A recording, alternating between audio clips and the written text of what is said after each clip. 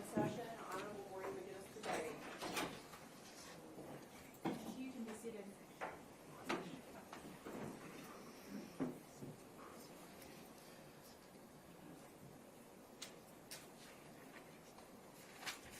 Let's see here. Can I just have, before we go on the record, I know we had some media requests that came in, continuing from yesterday. I don't think we were able to process all of them. I can see that I have the free press here again today, correct? Can you just tell me where you're from? Detroit News. Thank you. Fox 2. Fox 2. Channel 4, Channel 4. Oh, okay. Why don't you head on over there so we'll call the case? Great.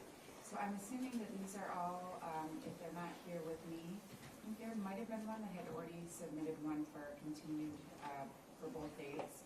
There's a few on the desk of the Deputy Court Administrator, but they haven't been signed. But I just wanted to make sure I was aware of who was in the courtroom, and I'm assuming they would all be signed and were just submitted late because we were carrying over from yesterday, so not an issue. Let's go back on the record here with all of the cases this morning. 250000875. This is the State of Michigan versus Gary Marken. 250000877. State of Michigan versus Aleta Moffitt, and 2500878. State of Michigan versus Jeffrey Mosteller. Lastly, 2500876. State of Michigan versus Tamela Peterson. Attorneys? Thank you. Good morning, Your Honor. Chris Kessel for the people. Good morning, Your Honor. Danielle Hagan, for the people. Good morning, Your Honor. Todd Flood on behalf of Mr. Marken, who is back to my left, and my colleague, co-counsel Anna Berghoff, who's here with us today as well.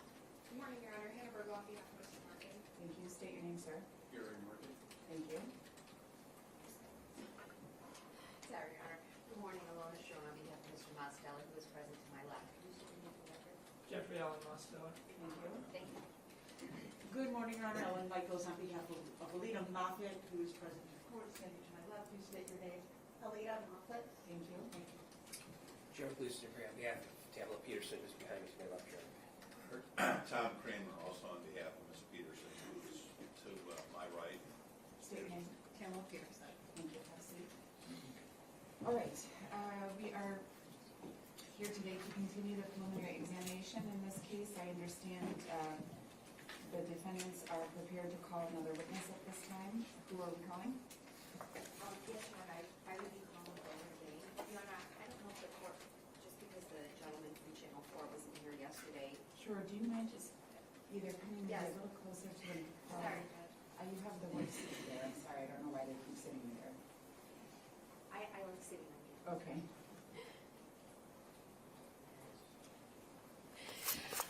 I didn't know if the court wanted to reiterate to the gentleman from Channel 4 that Detective Sergeant Flood shouldn't be. There's really no reason he would be, but just to cover all bases. Certainly. So that was a request. We have officer in charge here today for purposes of the continuing exam. Detective Sergeant Patrick Flood asking that Detective Sergeant Flood is not placed on the camera for purposes of allowing him to continue to do his work with the department. I understand both of the cameramen are aware of this already. Thank you for pointing that out. Of course, Judge. I'll run out and get Mr. Okay. Geng. Oh, okay, thanks. Your Honor, could I grab a couple tissues from you? Of course you can.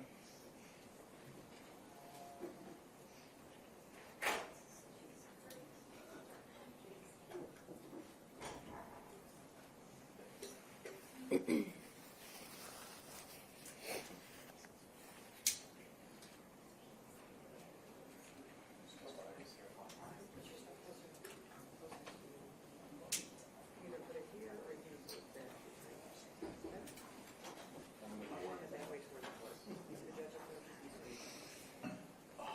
Don't forget there's an invoice.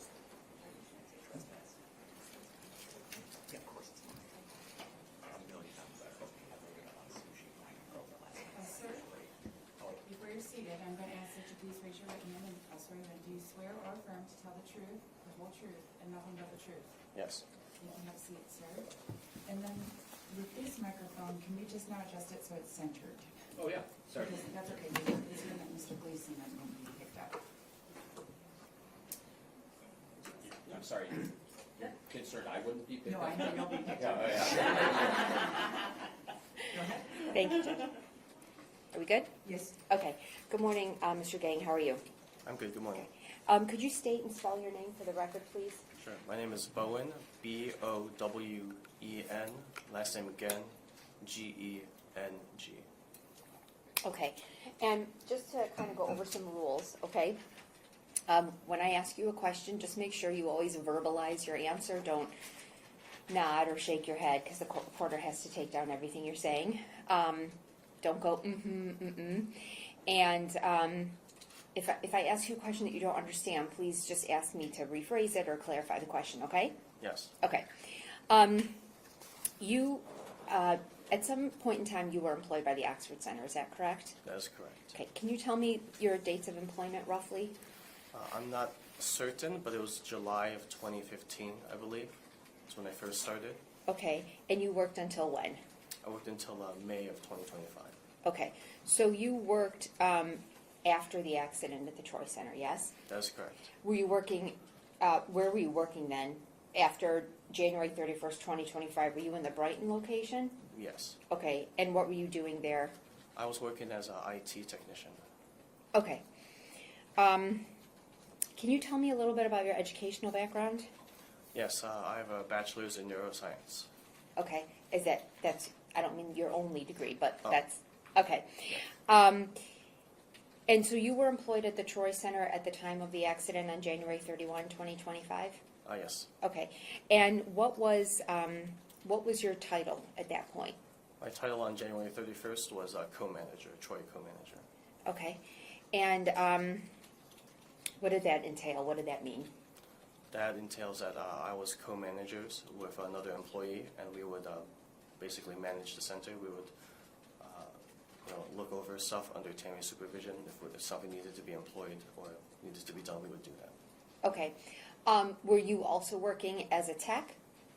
At that time, I was not officially a tech, but I would help cover shifts if needed. Okay, so if the facility needed help to dive patients, you were available for that, but that wasn't really your primary responsibility in January of 2025? That's correct. Okay, was there a time in your employment where being a hyperbaric tech was your primary employment and responsibility? Yes, I was hired on as one. Yeah. Okay, for how many years did you work primarily as a hyperbaric tech for Oxford? I believe that was 2015 to 2017, I believe. Okay, so do you become co-manager in 2017? No. Okay, what happens in 2017? In 2017, I become, I'm not certain. I think there was some research components around that time, so I was starting to work as research. Okay, and that goes on for how long? That goes on to about, I believe, 2019 as well. And is that when you become co-manager? Yes. Okay. And am I correct that you were one of the techs who helped Thomas during some of his dives? Is that correct? Yes. Okay.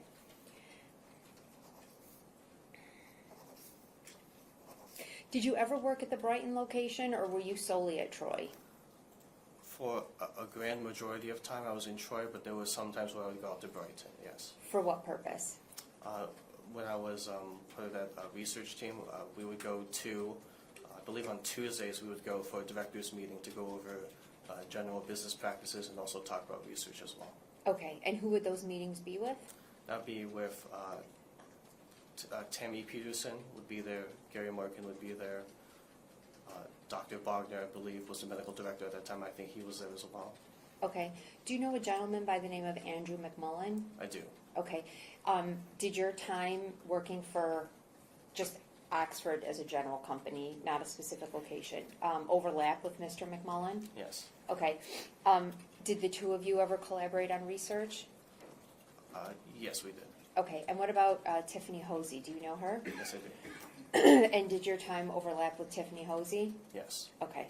And did you also consult with her on research matters? Mm-hmm. Yes. Okay. Everyone does it.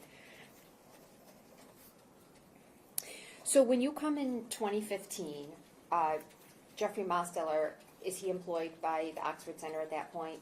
No, he was not. Okay.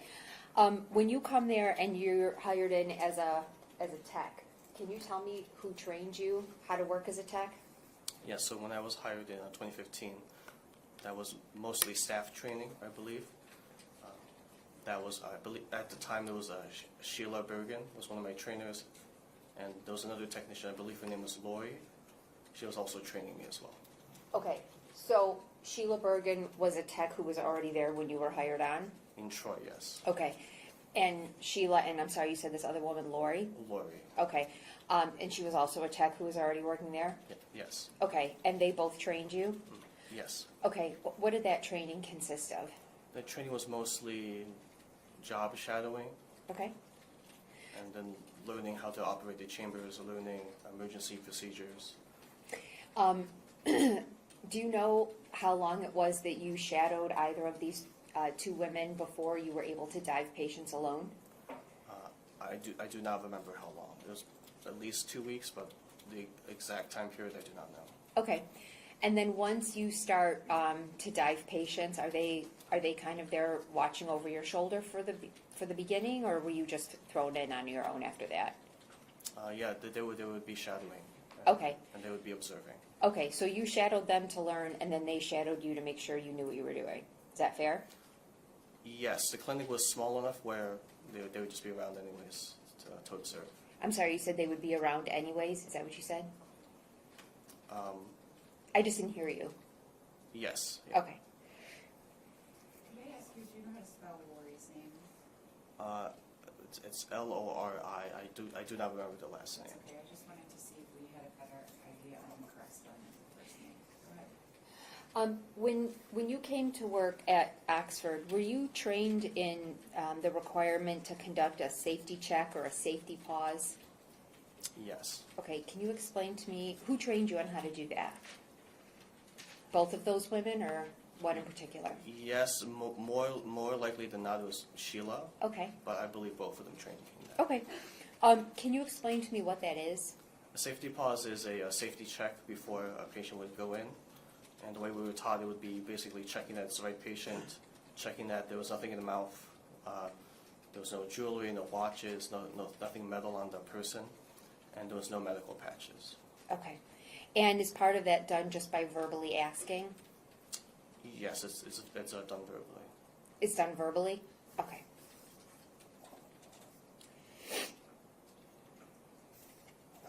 And were you trained to do them? Well, let me ask you this. Patients who come in, they're coming in typically on consecutive days to get treatment, is that correct? That's correct. Okay. So is it possible that you're diving a patient, 5 days in a row, you have a weekend break, and then they're coming back the next week? Can you rephrase that question or Yeah. clarify? Is it a common scenario that you would dive a patient, Monday through Friday? Obviously, there's a break on the weekend, and then they come back the next week and they start again, right? Yes, that's correct. Okay. So once a patient is maybe 10 or 20 dives in, are you still required to conduct the safety check every time? It's done every time, yes. Okay. And were you trained that way to do it, to conduct the safety check every time? Yes. Okay. Did you do that when you were employed at the Troy Center? Yes. Okay. At any time during your tenure at the Oxford Center, did anybody tell you, don't bother with the safety checks, you don't need to do it? With the safety checks, Mm-hmm. I do not remember any time that someone telling me you don't need to do a safety check. Okay. Were you also trained on how to check the grounding of the machine, of the chamber? Can you clarify? What do you mean by check grounding? Did you know how to use a multimeter to check the grounding of a chamber? Yes. Okay. Who taught you how to do that? That would be Jeff as he came in. Jeff taught you how to do that? Yes. Is that something that you didn't know prior to his arrival? Yes. Okay. How did that come about, that he taught you how to check? Well, let me ask you, before he came to the center, had you ever checked the grounding of the chamber? Me personally, no. Had you seen other people check the grounding of the chamber? I do not remember. Okay. So you said Jeff taught you how to check the grounding of the chamber? Yes. Did he teach you how to use a multimeter? I wouldn't say he taught me how to use a multimeter, but he showed me how to use a multimeter to check for grounding. Okay. And so you're proficient in how to do that? I would not say I'm proficient, no. Have you ever done it on your own? Yes. Okay, so you have used a multimeter on your own to check the grounding of a chamber? That's correct. Okay, and you knew how to do that because Jeff taught you how to do that? That's correct. Okay. How often did you check the grounding of the chamber with the multimeter? Very infrequently. Okay. Do you recall when Jeff came to work at Troy? Do I know the year? Yes. I do not know for certain. I believe it's 2019, but I'm not certain. Okay. Do you remember about what time of 2019? No. Okay. Did you know him personally before he came to the Oxford Center, or you met him through by virtue of your employment? I did not know him beforehand. Okay. Can you explain to me how the multimeter works? A multimeter typically has two leads, a black lead and a red lead, and you. And a what? I'm sorry. The little lines that come off the multimeter. Right. You said a black lead and a. Red lead. Oh, red. Okay. Go ahead. And you typically use that to measure 2 points on any kind of surface, and then you can select what you want to measure. You can select amperage, voltage, resistance, elements like that. Okay. And when you would check the grounding of the chamber, what measurement would you choose? You would typically use resistance, which is in ohms. Okay. And so, can you tell me in like very layman's terms, when you're checking the grounding of the chamber, what is it that you're checking for? You're checking to see that there is as little resistance as possible, so that charge can go from any grounded part any metallic part to ground. Okay. And you understood, were you knowledgeable in terms of being able to look at the multimeter, taking your measurements in ohms, and knowing if the reading on the multimeter was in the acceptable range? Yes. Okay. When you would, I'm sorry, Your Honor, can I just have one moment? Yes.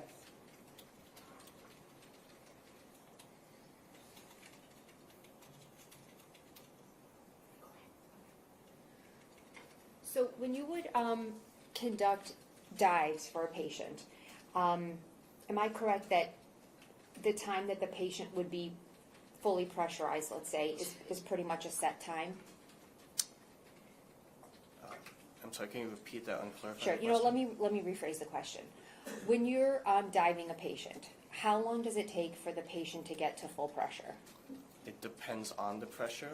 Many patients we're treating at 2 atmospheres absolute. That would take about 10 minutes from surface to bottom, or pressure. Okay. Was that the most common practice when you were diving patients? In my experience, yes. Okay.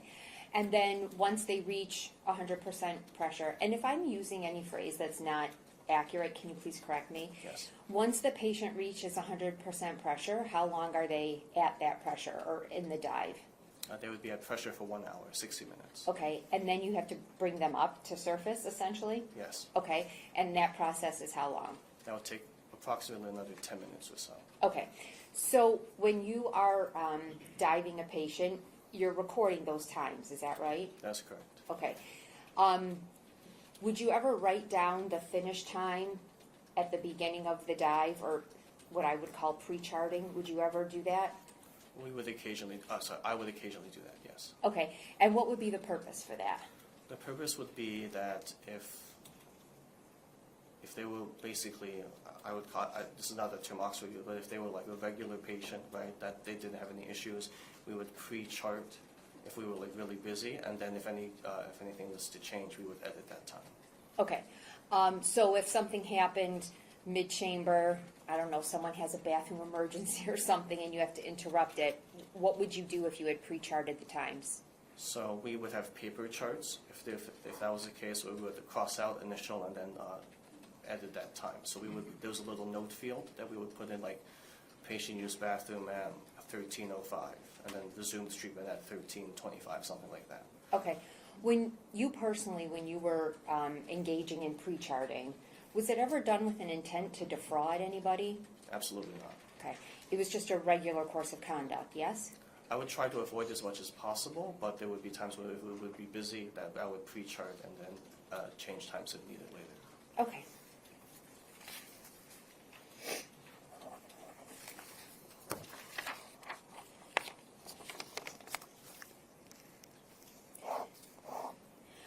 When you started your employment at 2015, was the Oxford Center using grounding straps? Yes, Okay. And did you personally use grounding straps with patients? yes. Okay. When did the use of the straps end? I'm not certain when it ended. It ended relatively shortly after I started, but there's definitely more years than not, but I do not know. What do you mean more years than not? So I was employed at the Oxford Center for about 10 years. Mhm. It's, sorry, give me one moment. Sure. I would say a grand majority of the time I was there, I did not see them being used. Okay. Do you recall if the use of straps ended before Mr. Mosteller came to work at the Oxford Center? Yes, that is correct. They stopped using straps before he came? Correct. Okay. Do you know who made the decision to end the use of the wrist straps? You're asking which individual made the decision? If you know who made the decision. That would be Tammy. Tammy Peterson? Yes. Okay. And who was Tammy Peterson to you? She is the CEO. of the Okay. company. And do you see her in the courtroom? I do. Okay. Can you identify her? I'll stipulate here. Right, the record was 45. How did you come to know that the center was gonna stop using the safety straps? How were you made aware of that change in policy? I was told by employees at the Troy Center. Were you told directly by Ms. Peterson? I unfortunately I do not remember. Okay. Given what you knew about the structure of the Oxford Center at the time, who had the authority to make that decision? That would be Tammy. What was your reaction to not using the straps anymore? When I remember that time, I came in and saw that people were not using straps, and I was a little unsure what was going on. And so I would ask a staff member, and they said that, yeah, they were not necessary. And I was a little shocked, but then I was assured that they were not needed. Who assured you that they were not needed? So again, regrettably, it was a long time ago. I don't want to say if I'm not certain. I do not know who. Okay. But it was, You just remember that someone told you that they weren't needed, but you don't remember who that person was. that is correct. Okay. So we've already established that sometime after your employment starts, Mr. Mosteller starts to work there, and I think you said that you think it's 2019, yes? To the best of my knowledge, 2019. Okay. When Jeff comes to work at the Oxford Center, did he ask you why the straps weren't being used? Are you asking if he personally asked? Yes, if Mr. Mosteller said to you, hey, Bowen, or Mr. Geng, I'm assuming he called you Bowen, why aren't we using straps here? I do not recall. I don't remember if he asked me. Okay.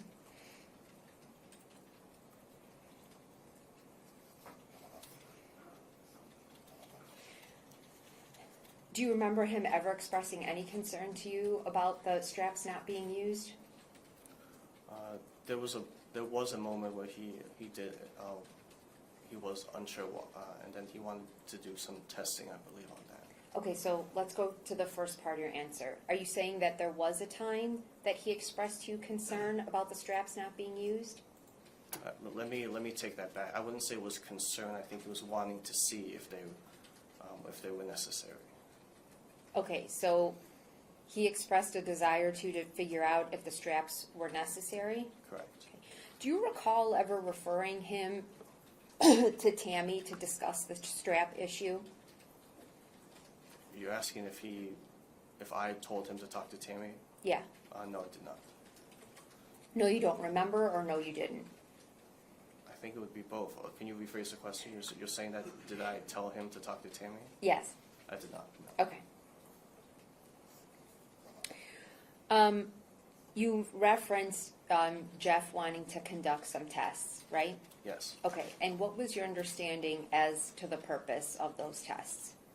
At the time, I believe he was wanting to test the grounding capabilities without using a strap of just a patient inside the chamber. Okay, and when you say the grounding capabilities, are you referring to different parts of the chamber? Yes, yeah. Okay, so it sounds like what you're saying is that he wanted to conduct tests to see if various parts of the chamber would ground a patient? Yes. Okay, and did you assist him with those tests? I did by taking photos. Okay, and there was there another gentleman who assisted in the series of tests? There was a gentleman, yeah, he was I guess the human, that was inside the chamber for those tests, yeah. Okay, so he played the role of the patient. Yes. Okay, and that gentleman's name is Sam Mini. Sorry, I didn't catch that. Sam Mini. Sam Mini? Yeah.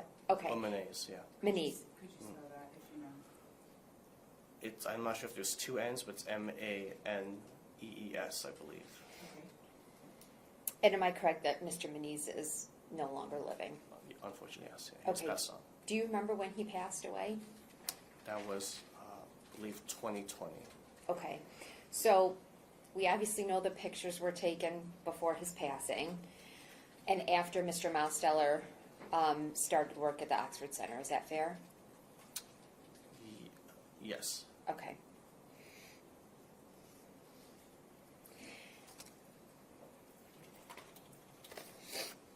And you've been shown a series of photos before today, is that right? That's correct. Okay. And you reviewed them with the Attorney General, is that true? That's true. All right. Your Honor, may I approach? Yes. Someone reversed the order of my pictures, so. I knew you were going to say something. Okay, Bowen, can I call you Bowen? Yes. Okay, we're going to look at some pictures together, okay? This is proposed defendant's Exhibit C, okay? Can you tell me what's in that photograph? Yes, so that is that individual on the bed. That is Sam Mini. And then my hand is holding the multimeter, and then Jeff's hand is at the bottom right with that red lead. Okay, so Mr. Mosteller, or Jeff is fine, he's holding you recognize that as him holding the red lead, which is one part of the multimeter? That is correct. Okay, and then who's holding the black lead?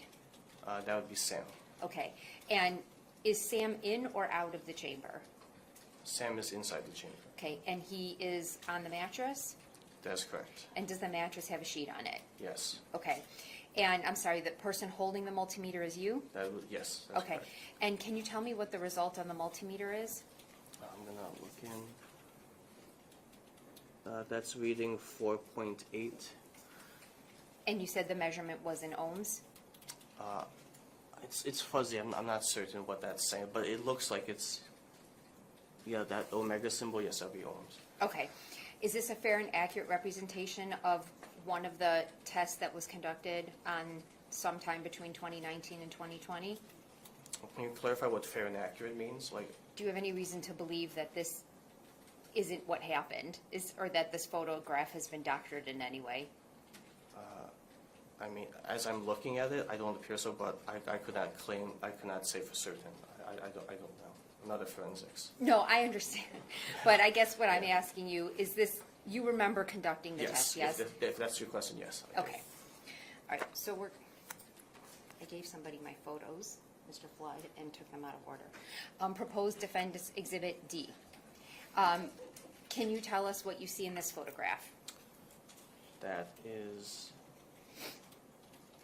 I believe, nearly this. It looks to me like a very similar photo. Yeah. Okay, and who's holding the multimeter? That is again Sam Mini. Well, Oh, sorry. The multimeter is myself. Yeah. Okay, and the red lead That would be Jeff. and the black lead? That would be Sam. Okay, so now in both of these photographs, is the red lead plugged into the same part of the chamber? From what I can tell, yes. What is that part? Do you know what that is? That's one of the sites you use to test for grounding. Okay, so the red lead is plugged into a part of the chamber that in your experience, that's where you would put it if you're checking the grounding of the chamber? Yes. And the black lead is where in proposed defense exhibit D? In D, This is D. yes, it's touching his it's touching Sam's thumb. Okay, and in both C and D, Sam is in the chamber? He is, yes, he's on a gurney inside the chamber. Okay, on a mattress Yes, with a sheet. yes, Okay. And so by Sam holding the black lead to his, he's touching it to the pad of his thumb, yes? yes. In both photographs. From what I can see, yes. Okay. So what is that checking then? If the red lead is plugged into the chamber as you've testified and the black lead is touching to the pad of his thumb, what is that reading testing? It's showing the resistance from Sam's skin to the chamber ground. Okay. Is a different, and I don't know the answer to this, is a different way of saying that is that Sam is grounded? Yes. Okay. And what is the result in proposed defense exhibit D? The proposed result Yeah, what's the number on the multimeter? looks to be 4.63. Okay. And is that in ohms just like in the prior one? Again, the dial is a little fuzzy, but it appears to be in the same spot. Okay. Is that a fair and accurate representation? Yes. Okay. Proposed defense exhibit E. Okay. What do you see in this photograph? It appears to be similar, but the position of the black lead is different. Okay. So is the red lead plugged into the same part of the chamber? Yes. And are you holding the multimeter again? Yes. And is Sam holding the black lead? Yes. Okay. What's the difference with the black lead in this photograph? It looks like it's touching his palm rather than his thumb. Okay. Is it fair to say he's holding it with one hand, touching it to the palm of the other hand? He's holding it with his left hand and touching it to the palm of his right hand? Yes. Okay. And is he in the chamber Yes. on a mattress Yes. with a sheet? Yes. Okay. And the reading on this multimeter? That is, the last digit's not certain, but it's 7.5 something. I'm not sure if that's 3 or 7. Okay. That's fair. I never noticed that wasn't clear. Proposed defense exhibit F. Is this one relatively similar to E? Well, so which one is E again? Was it that Sure. one we just looked at? Yeah. Okay. Are these two relatively similar? Yes. Are the black and red leads in the same position? Yes. And what's the reading in the multimeter? 7.70. Okay. And again, is this just another example of checking to see if Sam is grounded? Yes. Okay.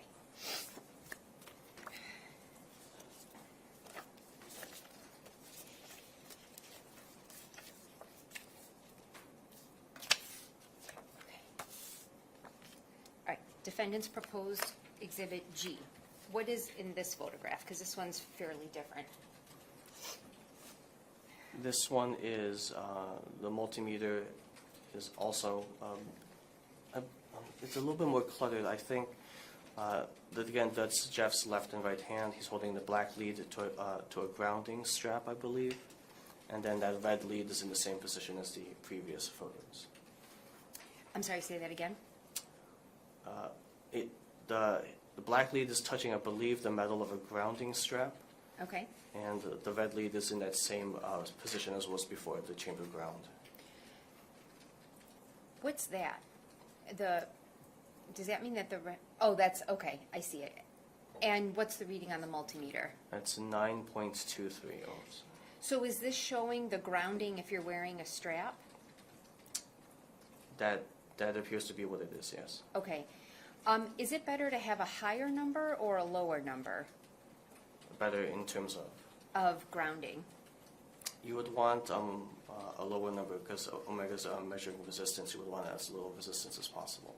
Okay, so with the strap, you're saying in defense proposed exhibit G, the number is higher, 9.23, using the wrist strap, than it is in the photographs with Sam just holding the multimeter to his hand, yes? From these two photos, yes, that is what it is showing. It's a higher number. Is this a fair and accurate representation? Yes. Does that mean that, and I don't know the answer, but with your experience, Judge, I'm going to object to leading. How about what does that mean? Not does that mean? Does that mean is a yes or no question, that's not leading. I'm not suggesting the answer, you haven't even heard the question. Sorry, That's okay. So it's not leading? can I first just ask the question and then see if it's leading? Sure, go ahead and Thank ask you. the full question. If I can remember it now. Okay, does that mean that, and I'm not really sure how to phrase it, because I'm not a science person, that the grounding with Sam laying on the mattress is better or of higher quality than where Jeff is holding the lead to the bracelet? That's, Judge, I guess I'm still going to object. I think what does that mean is asking an open-ended question. Does that mean this is indicating the potential for an answer? That's not it would be leading if I said, hey, doesn't the higher reading mean so on and so forth? And that's not what I'm asking. I'm asking, I can't even lead the question. I don't know the answer. So I'm just asking for him to explain what the I'm different going to readings allow mean. him to answer the question and overrule the objection, but I do want to make sure that he has the basis to answer the question. Well, I think he's already testified that he knows how to check the grounding of a machine, and he knows the proper readings to be able to tell if the machine or the person is properly grounded. So I really think it's just a matter of him knowing if the numbers are higher or lower. But I can ask him if he feels comfortable answering it. Yes. Okay. So I'm going to ask you a question. Mhm. You answer it if you feel like you have the knowledge to answer it. Okay? You can't guess. Fair? That's fair. Okay.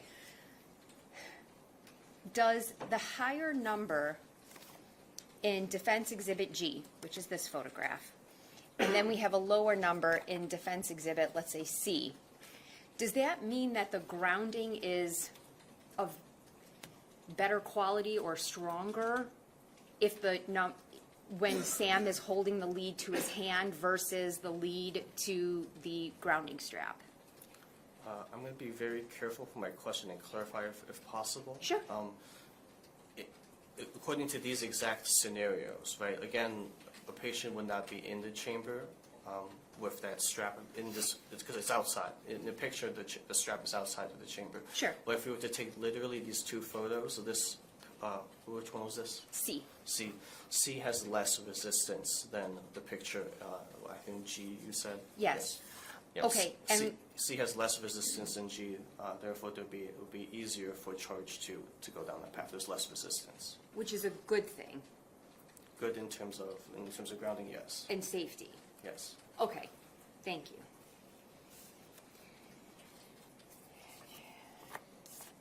Defense proposed Exhibit H. Can you tell me what this photograph is? Yes, it's very similar to the other one, number G, and this one, red lead is still in the chamber ground. Can I look closer? Of I'm not course. certain.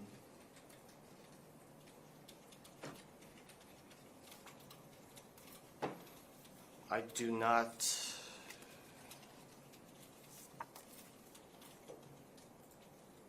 I don't see a black lead anywhere in this photo. Okay, then we'll take that one out, fair enough. Defense proposed Exhibit I. Okay, what do you see in this photograph? This photo also has the red lead on the chamber ground, and the black lead is touching, I believe that's a support arm of the headrest of the gurney that goes inside. Okay, so this is, just to be clear about the piece of equipment, this is the piece of equipment on which the mattress lays in the chamber? Yes, this Okay. is the thing that slides in and out that allows the chamber to go, allows the patient to go in and out. Okay, and can we agree Sam is not in this photo that you can see? Yes, he's not in the photo. Okay, and what's the reading on the multimeter? It's 0.00. Okay, so is that like the optimal of resistance? Because you said the lower is the better, right? Optimally, yes. Okay, There's very little resistance. which is a good thing. Yes. Okay, and did you take this photo? Yes. Okay, just so that we're clear for the record, all the photos that we've discussed so far, are you the person who took them? Yes. Okay, are you the person holding the multimeter in all of them as well? I think some of them have the multimeter resting in the Okay. chamber, but yes. Okay, but if someone's holding it, are you the person holding it? Yes. Okay. We're almost done. If they were in order, it would be faster. Okay, proposed defense exhibit J. which is, I think, similar to I, but a little different. What do you see in J? J, so red lead is again on chamber ground. Black lead is touching, I'm not certain, it's touching, looks like the frame of the gurney. Okay, so in the prior exhibit, which was I, it was touching kind of like the upper part of the gurney? Well, where the headrest would be. Yes. Okay, and in this photograph, try to describe where it's you said it's touching the gurney, right? It's touching like the bottom frame underneath where the headrest would be. Okay, and what's the reading on the multimeter? The reading is 0.00. Okay. Proposed defense exhibit K. What do you see in this photo? K is, again, the red lead is touching the chamber ground. The black lead is touching, it's the headrest, it's kind of where the technician would grab onto to kind of, I'm not exactly sure what you would call that, but like a handrail to pull the patient in and out, yes. Okay, and what's the reading on the multimeter? 0.00. Okay. Proposed defense exhibit L. What is that photograph showing? That is showing a red lead in the chamber ground port, and then the black lead is going to the actual, again, I'm not certain what that term is called, but the rails where the gurney would slide in and out of, there is like a intermediate middle rail. It is touching that rail. Okay, so this piece that he's touching, does that go in and out of the chamber, or that's in the chamber? That's immovable. That stays inside. That is the chamber. Okay, and the gurney goes on that piece when a patient is inside? I wouldn't say the gurney goes onto that piece. It Okay. goes onto the cylindrical rails, but then Okay. there's like an intermediate metal piece in between the rails. Okay, and the reading on the multimeter? Is 0.00. We're almost done. I know I keep saying that. Defense proposed exhibit M. What's in this photograph? So again, it's a multimeter measurement. Red lead is touching chamber ground. If I can look.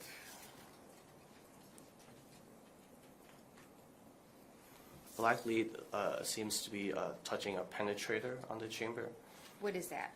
I don't think we've heard that word so far. What's a penetrator? So I'm not certain if that's what it is, but it's a circular metal piece. Okay. It looks like from the photo.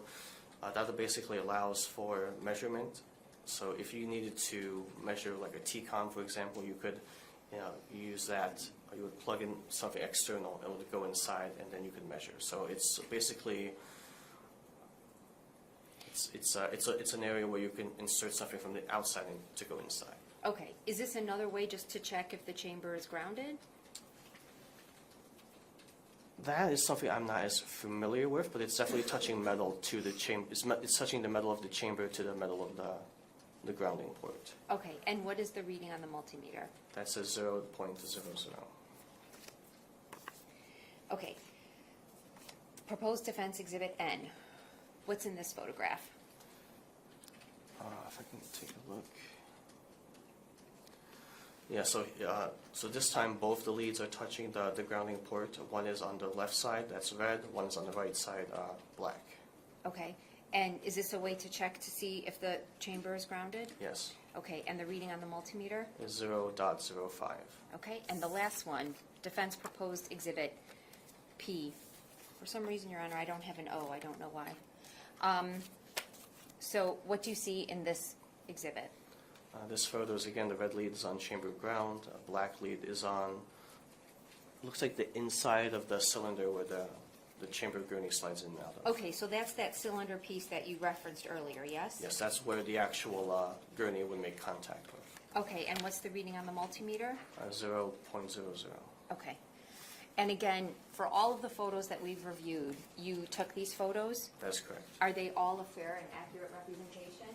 Yes. Your Honor, I would move for admission of C through P, but no O and no, there was one he indicated. Yeah. And that was, Can I ask how many photos that was in total? yes, just one second. Sure. H is the one that I am not moving for admission, and again, there is an O missing. So one, Ready for the case.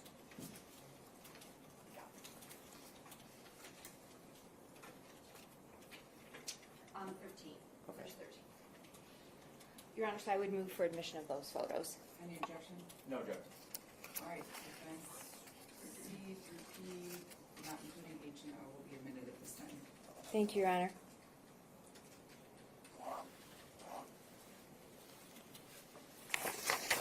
Where were those photos taken? That was in Troy. Okay.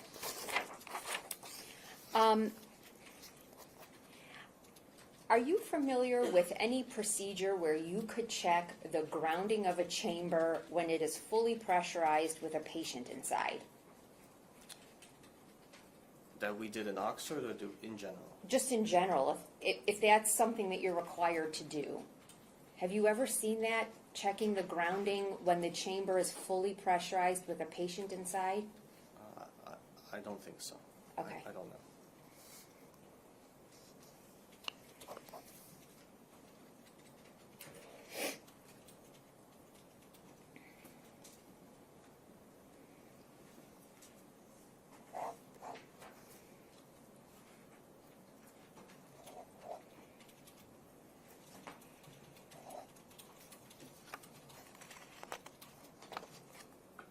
Do you recall ever seeing an article at the Oxford Center regarding static electricity and static fires? Like a research article? Yes. I'm not aware of one. You don't remember ever seeing one? There might have been one in the big book, but I don't recall if that's what it was called. Okay.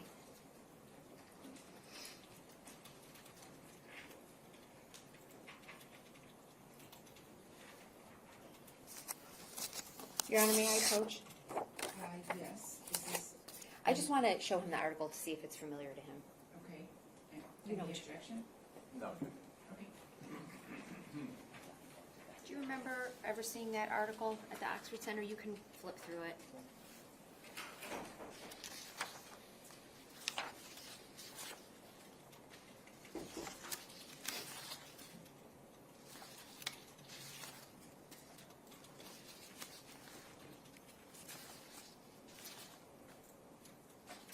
I can't say that helps me.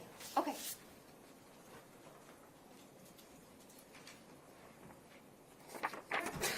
Bless you.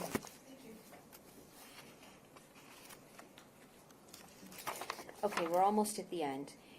If I'm a patient and I'm going to come in to receive treatment, are there different clearances that I have to get in order to go into a chamber and receive treatment? Yes, there's two. Okay, what are those? One is a medical clearance, and then one is a safety clearance. Okay, and we know that you were at Oxford Center for about 10 years. Who was conducting, well, first of all, explain to me the difference between the two, please. So a medical clearance would be done by a medical director after an initial consultation, and that would rule out any like medical, I guess, things that would medically prevent someone from treating. So like a medical condition? Yes. Okay. In your experience at the Oxford Center, was that procedure followed? Yes. Okay. And who was conducting medical clearances during your tenure at the Oxford Center? That would be whoever the medical director was. Okay. Do you remember any of their names? Yes, one was Dr. Bogner, Mm-hmm. one was Dr. Thomas, and then I think Dr. Kieran could do those as well, but I do not recall all the medical directors. Okay. So medical clearances, we're checking a patient if they have a medical condition that would preclude them from going into the chamber, yes? Yes. Explain to me what a safety clearance is. A safety clearance was done by a safety director to check if there were like other medical related, but like other things that could be preventing someone from going in. Okay. If someone had some type of medical equipment or something like that, is that the responsibility of a medical clearance or a safety clearance? Can you give an example or clarify? No, not really. No? Okay. I can't. A pacemaker. Sure. So a pacemaker would be, even though it's medical, that would be something that would be done by a safety director. If the safety director needed questions, they could contact medical. But if it was something like a pacemaker, normally safety director would check with the manufacturer to see if there's any pressure restrictions. Okay, and who was conducting safety checks? Safety checks or safety clearances? Safety clearances, I apologize, thank you. That would have been Jeff Mosteller. Okay, and what about before Jeff? Before Jeff, I do not know who was doing those.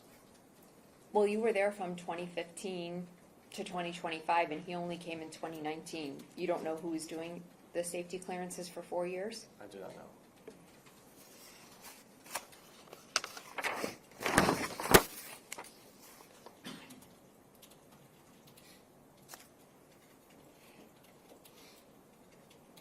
Your Honor, can I have a moment? Yes.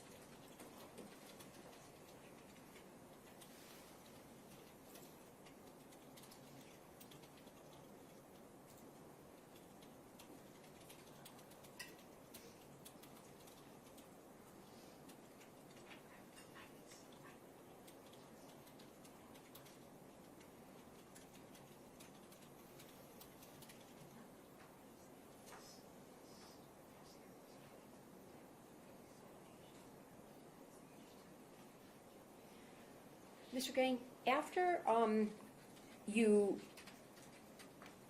watched Mr. Mosteller take the readings with the multimeter and assisted him with that, did you form an opinion as to whether or not a patient was grounded when inside the chamber? From that, and plus after talking to Jeff, I was assured that the chambers were grounded without having a wrist strap on. Okay. Just looking at the photographs and knowing what you knew while Sam was in that chamber and the readings that you got, did that indicate to you that Sam was grounded when he was laying on that mattress? It appears so, yes. Okay. Even with a sheet, yes? With a sheet, yes.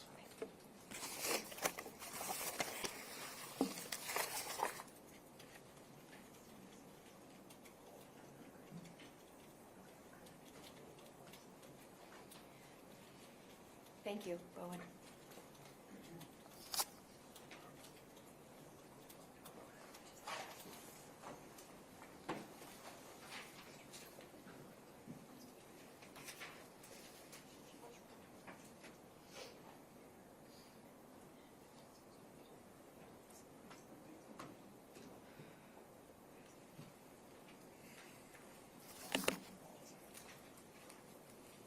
Good morning.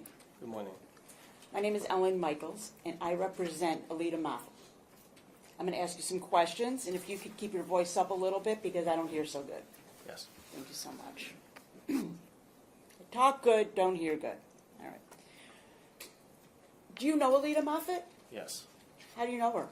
She was a employee at the Oxford Center, Troy. Do you know when she started? That I'm not certain. I believe 2023. Were you employed at Oxford Center and working in Troy when Aleta came on board to work there? Yes. Did you participate in her training? Yes. Can you describe that? This training was similar to mine, mostly just shadowing, and then eventually going on her own. Yes. So did she shadow you? There were times where she would be shadowing me, and she would be shadowing Jeff as well. When she was shadowing you, were you using patient wrist grounding straps? No. In the training that you gave Aleta, did you train her to use wrist grounding straps? No. Did you have any conversations with her about wrist grounding straps? No.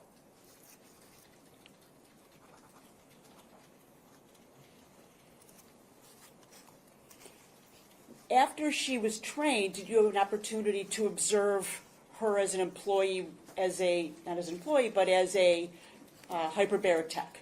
Yes. Can you describe what you observed with regards to her skill level as a hyperbaric tech? Can you clarify what, like, skill? Her skill level, was she good at her job? Absolutely. Tell me more. She was, she was one of the best techs, if I can use that qualifier, right? She was very loving. She was also very safety-minded. She would always check for items that were, no good, right? And then she would either get Jeff or myself in case she had questions. She was never afraid to ask questions. When you say if she found something that was no good, can you give us an example of that? Yes, that is unclear. So if she, like, I guess any questions about, like, is this okay? This person is complaining of this. This person has like an ear issue or something like that. She would always come to get us. Yeah. What if the person had some sort of medical patch on and she didn't understand what it was for? Did that ever occur? If there was medical patches in general were not allowed. But is there anything else you can think of that she asked about to be sure she was extra cautious? Like, do you have any? Just in general, what other things did you observe that helps you to make this conclusion that she was a great tech and one of the best? I think just her patient care. She just got along with everyone, and she was a good technician. I don't know how much more I can say to that. What do you make somebody, if you haven't said so already, are there any other qualities that make someone a good technician running the hyperbaric chamber? Yes, I could say that she also took very good notes as well. Yes. What does that mean? So there's a note field, like I mentioned before, if someone had to use the restroom or if someone had any complaints, she was good at notating that and documenting that in both paper and electronic forms. So if there was a change in the, I'm going to back up. Let's go back to the beginning then. You talked a little bit about record keeping. Were you trained, when you were trained, did they advise you that it was okay to make all the entries at the beginning of the dive? Yes, that's how we were trained. Explain that. I want to hear from your words what you were trained to do. Yes, so we typically wouldn't do it when someone was first starting because anything can happen. But if someone was on like later dives, we would I believe the term is pre-charting. And so again, if someone was going in the chamber at 1300 hours, right, it would take about, and let's say it's 2 atmospheres, we would chart like 1300, and then 1310 would be their pressure time when they reached pressure. They would be at that pressure for 1 hour, so it'd be 1410, and then they would come back to surface at 1420. So sometimes we would pre-chart that if we were really busy. Okay. Now, if it was somebody's 30th dive, that would be common to pre-chart? It could be, yes. And when you say that Aleta was good at keeping records, are you saying that if something different occurred, she would go in and change the record to make it accurate? 100%, yes. Was there any deadline to correct a record? So let's just say a patient finishes and you correct the record. Is there any time frame with which you need to enter it into the system? I don't believe there was a hard deadline, but you would want to do it as soon as you could. It's not like you would wait months later to do it. You would want to do it as soon as possible. It wouldn't be unusual to wait a couple hours or a day to change the electronic record from the notations you made in the paper copy? You would want to do it before your shift ends. You wouldn't want to leave it till the next day. And if you saw a tech doing something wrong, you would correct it, correct? Yes. Okay. And in your observations of Aleta as a hyperbaric tech, if you had seen something, you would have corrected it. Absolutely, yes.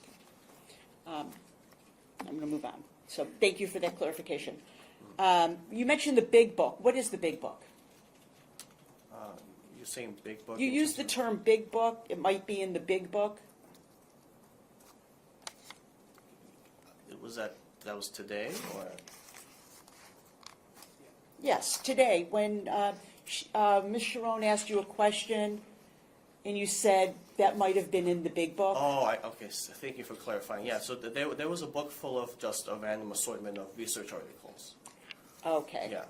Where would you refer to it as the big book? I guess it was a big binder of just loose leaf research articles. I see. Where was that book stored? That was located probably next to, is either in Jeff's area or probably next to the HBOT patient binders. Was that was it anybody's responsibility to read that book or know what was in there? That was there even before I was there. I'm not sure. I think that was just for reference. I don't think it was used for training purposes at all. Were you ever trained with that book? No, I was told to maybe look at it if you have time, but I don't believe that was part of any mandated training. As part of your mandated training, were you told to read the Seacrest manual? That was part of it, yes. And did you read the Seacrest manual? Yes, I did. Yeah. from beginning to end? Yes. Now, in the Seacrest manual, it has a section where it talks about patient wrist straps. Do you remember that? Yes, that's correct. What did you take, after reading that in the Seacrest manual and being trained differently, what did you do with that information? So when I was first brought on, I did read that part, right, and then we were using wrist straps. And then later on, again, I was told that they were not necessary. Did you ever say, well, it was in the Seacrest manual, why are we not using them? That did cross my mind, but I did not mention it to anyone. But you did take steps of assurances so that you would feel safe running the chambers, correct? Again, I was asking, and during that moment when I was told the straps were not used, I said, okay, so that's the policy, then we just don't use straps, and that was affirmed to me.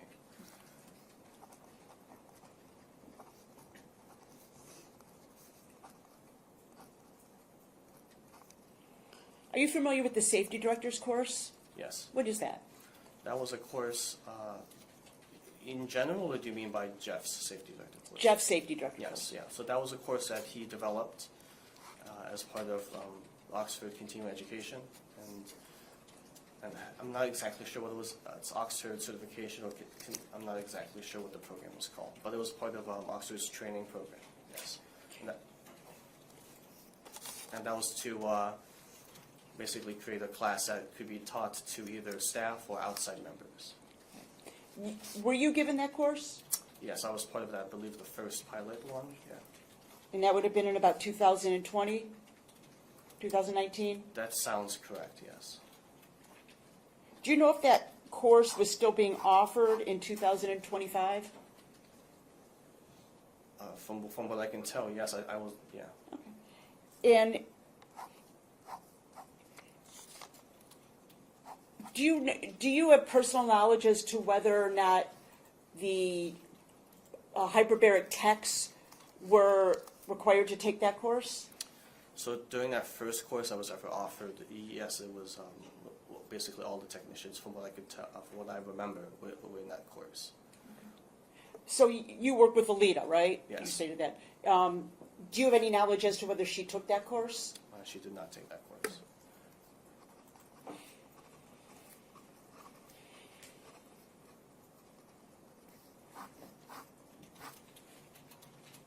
You're familiar with the nitty-gritty manual? Yes. What is that? That was another basically tool that was used to help train staff.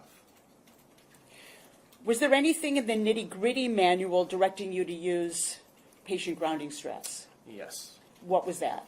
That was that they shall be used. That was in the nitty-gritty manual? I believe so, yes. When's the last time you read the nitty-gritty manual? It was a long time ago, again, probably the same time I was trained, so probably 2015. So I could have you go through the entire manual, but the manual is in evidence, so but I will say, in the nitty-gritty manual, there's a picture of a patient wrist strap being tested. Do you recall that? Being grounded? I believe so, Okay. but I don't know for certain. No. Okay. Now, where in the nitty-gritty manual does it tell you to use wrist straps? Before we go any farther here, can we just refer to Exhibit 12A? He indicated he reviewed it in 2015. 12A, 2019. Have you reviewed it since 2019? I know. No. Okay. So you don't know what the nitty-gritty manual contained in 2013? 2013? I'm just going back a little bit from the period that okay. Ms. Moffitt worked there. You don't know what the nitty-gritty manual contained in 2013, right? No. Or 2014? I was not there at 2014. Or 2015? I mean, I'm sorry, 14. I'm sorry. You don't know what the nitty-gritty manual contained in 2015? That's when he indicated. 25. I'm so sorry. You don't know what the nitty-gritty manual contained in 2025? correct? Are you asking if there were revisions? I'm sorry, I'm just trying to make sure I'm saying correct things. What are you asking? You said you reviewed the nitty-gritty manual when you were hired. Correct, 2015. Did you review it in 2025? No. Did you review it in 2024? No, I do not believe so. What about in 2023? I don't think so. No.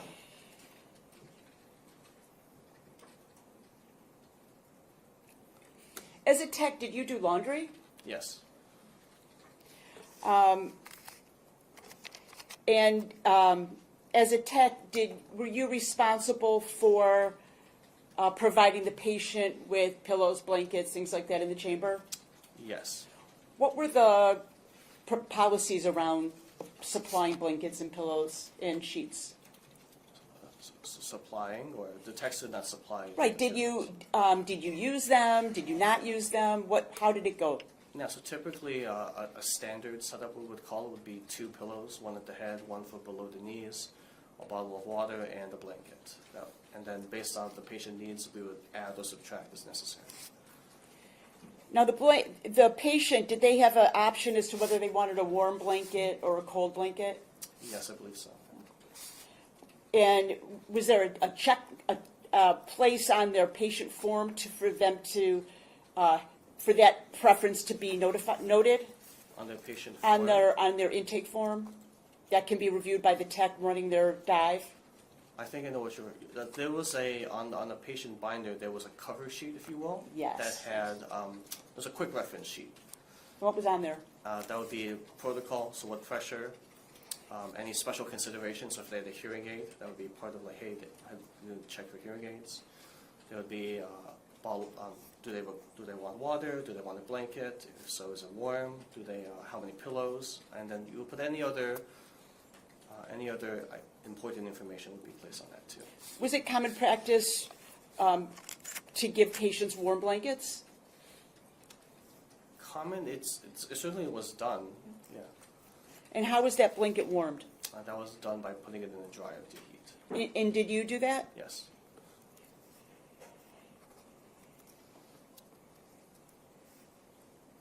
Let's talk for a moment about the safety check, pre-dive safety check. You stated earlier that it was a verbal check, right? Was it also a visual check? Visual check. It was visual in so much that if you would see something like someone having a phone, yes, yeah. So if, let's say it was a patient that was on their 30th dive, would you give them the once-over, eyeball them to see if anything was being taken in that shouldn't be there? Needs to be done every time, yes. Yes. So you would do a verbal check and ask them, right? Is that yes? Yes.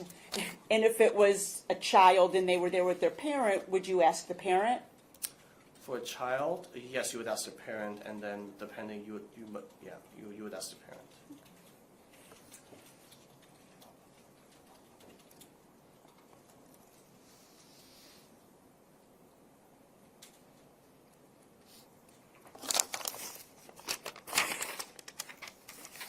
I could have one moment, please.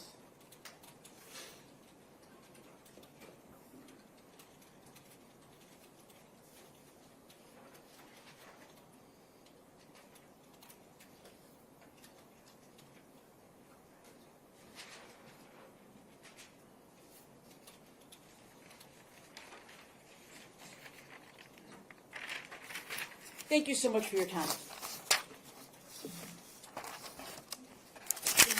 Flutter, next. I might be judge. Can we use the? Can I take a 5-minute break? Okay, that's fine. We'll take a short recess. You can step down. Okay. Take a recess with everyone else. Please don't talk about the case or your testimony. All right, thank you. Thank you, Your Honor. Mr. Geng, is it pronounced Geng? Yeah. My name's Todd Flood. I represent Mr. Marken here. You know him, correct? Correct. Mr. Marken was known to you as being a kind of a facilities manager. Would that be fair? That's fair. And when I say facilities manager, what I'm referring to is, in essence, I think in your interview, you had a problem, talked about toilets or whatever the case, you would call him. That's correct. So you wouldn't call him for safety? You would not? For safety, No, like he's not the safety director. That would be Jeff, correct? if there were safety issues with things non-related to hyperbarics, I might contact him. Oh, Yes. with non-hyperbarics. But Correct. I'm talking, well, for example, something like that might be a fire extinguisher. Sure, yes, that would go to Gary. Right. Or a smoke detector. Yes? Yes, That would go to Gary. yes, And that was his role, as you knew it, for as long as you worked there primarily, correct? for the entire time, yes. Okay. You texted him when you needed things fixed. Is that fair to say? Yeah, that was one method we would use, yes, correct. Or call him? Mhm. Is that right? Yes, So, reading through some of your text messages, you called them for things like, the door has a draft coming through it. Would that be fair to say? that is fair, And you'd want that door to be fixed, right? yes. I see.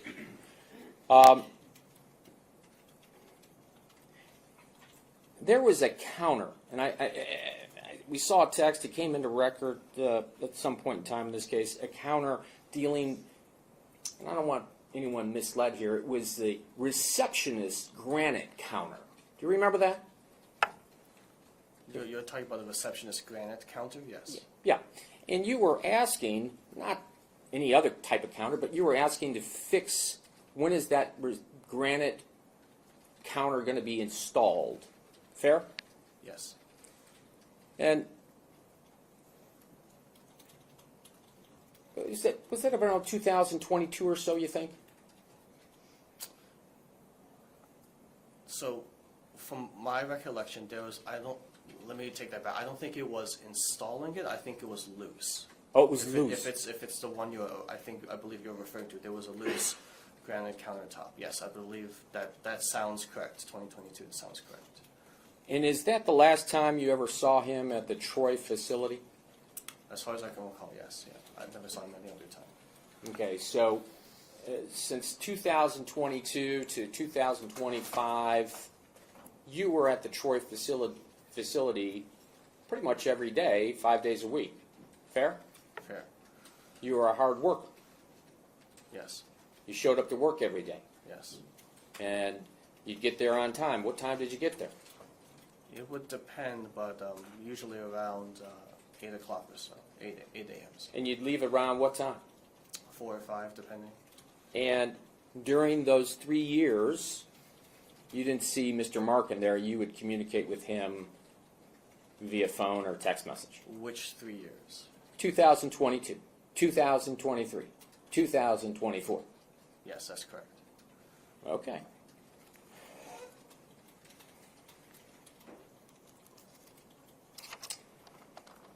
You had mentioned something to Sister Council that you went out to Brighton for a meeting one time, and I just want to make sure I took down the note. Mr. Marken was at that meeting in the position as a director. Would that be the director of buildings and maintenance? I do not recall what his title was at that time. Okay, But that sounds correct, but I wouldn't know the exact title. that's fine. You weren't leaning on him for information as it related to hyperbaric chambers technology, were you? No. You weren't leaning on him in this meeting to figure out whether or not to use wrist straps, were you? No.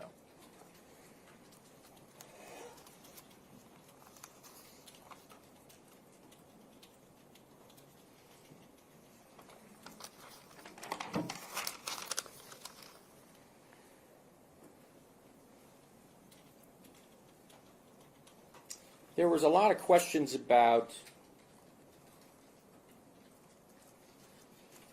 you observing and relying upon Mr. Mosteller's safety guidance.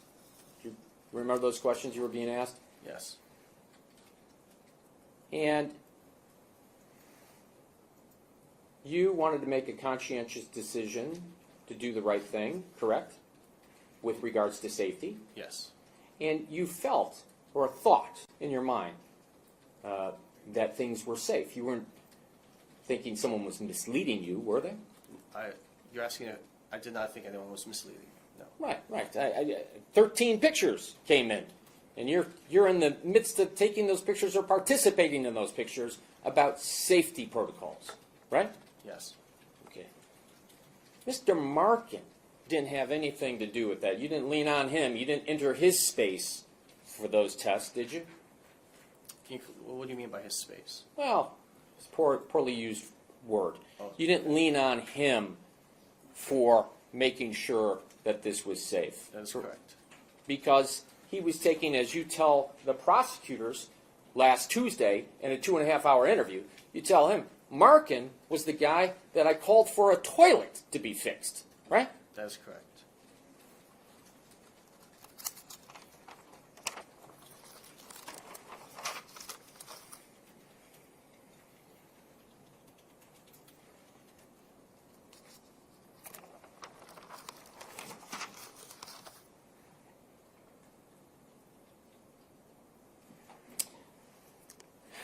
There are some questions as it relates to, especially in the hierarchy of things, on how the management was set up here, or the organization chart.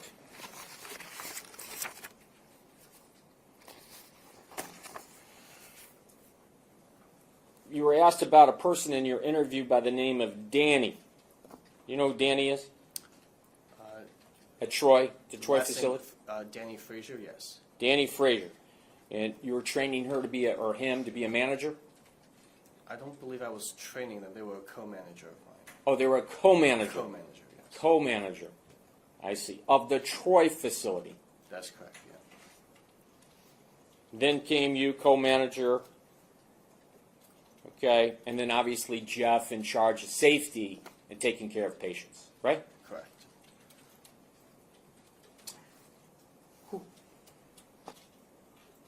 Jenna, that was Tammy's daughter. Did you know her? I believe the name is Gianna. Gianna. Yes, yeah. Oh, I'm sorry, I wrote it down wrong. Gianna. Jeann? Is that right? A-H, yes. A-H. Okay. What was her position? Was she a director? She was the director of neurofeedback, yes. The neurofeedback? She was director of neurofeedback. Who was the ABA director? I have a name of Sushi, it looks like. Sushi? Well, who's ABA director? Who's that? Sorry. Excuse me. I believe the name is Juji McDonald. Oh, how do you pronounce it? To the best of my knowledge, is Juji, yes. How do you spell that? I have no idea. Me either. I don't know how to spell it, but she's an ABA director. That's correct. That's in the hierarchy. Yes? Yes. What's an ABA director? What do they do? They would be in charge of managing the entire ABA department. What's the ABA stand for? I'm sorry, ABA stands for Applied Behavior Analysis. Okay. Who's the speech director? Speech director?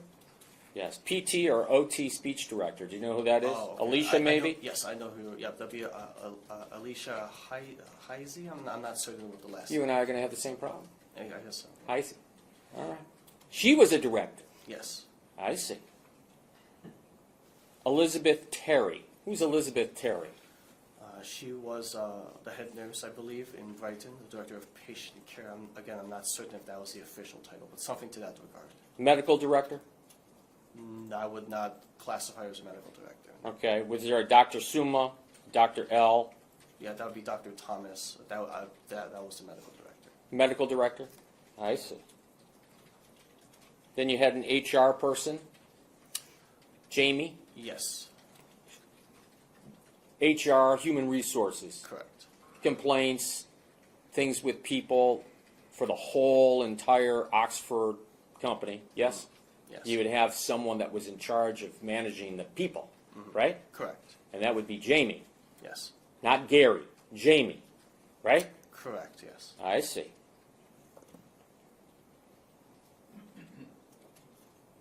Andrew Kistner. What did he do? I believe it was the director of marketing. Director of marketing. and sales. Yes. I see. And then there was a CFO, someone in charge of the money. Was that Blake? I believe he acted in that capacity. I don't know if he ever held the official title of CFO. I see. Yeah. He acted Chief in that. Financial Officer, correct? Right, CFO. I'm not sure if he might have helped with that, but I wouldn't say for certain that that was his role or his title. So you just gave the judge an organization chart of how this company ran, correct? Which Blake are we talking Oh, about? I'm sorry. This is Blake Oxford.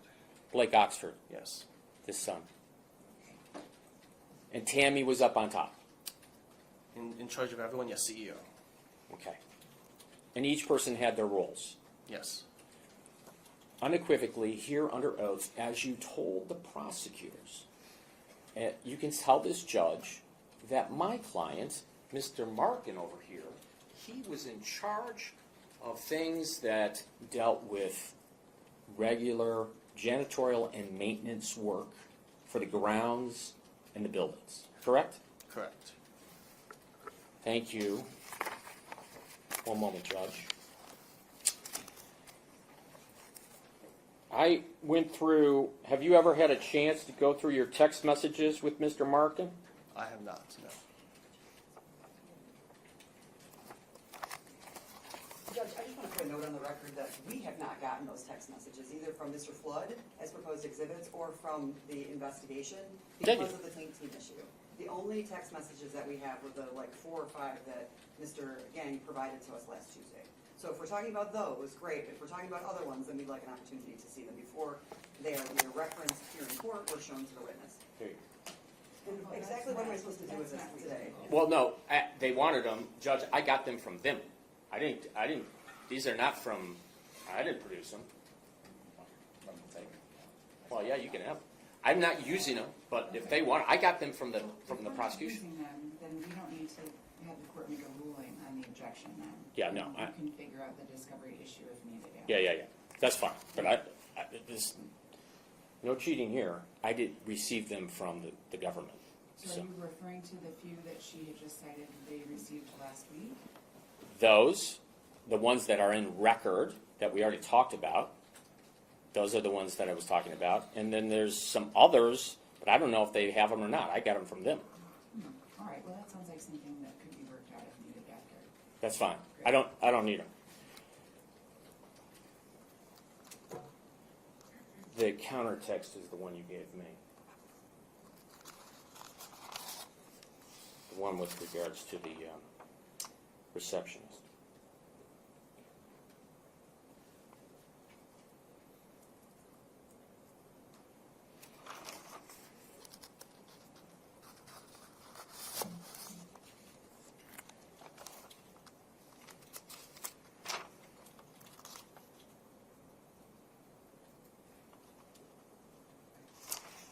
The Troy Center was open 5 days a week, primarily? Yes. Primarily 8 in the morning to 5 in the evening?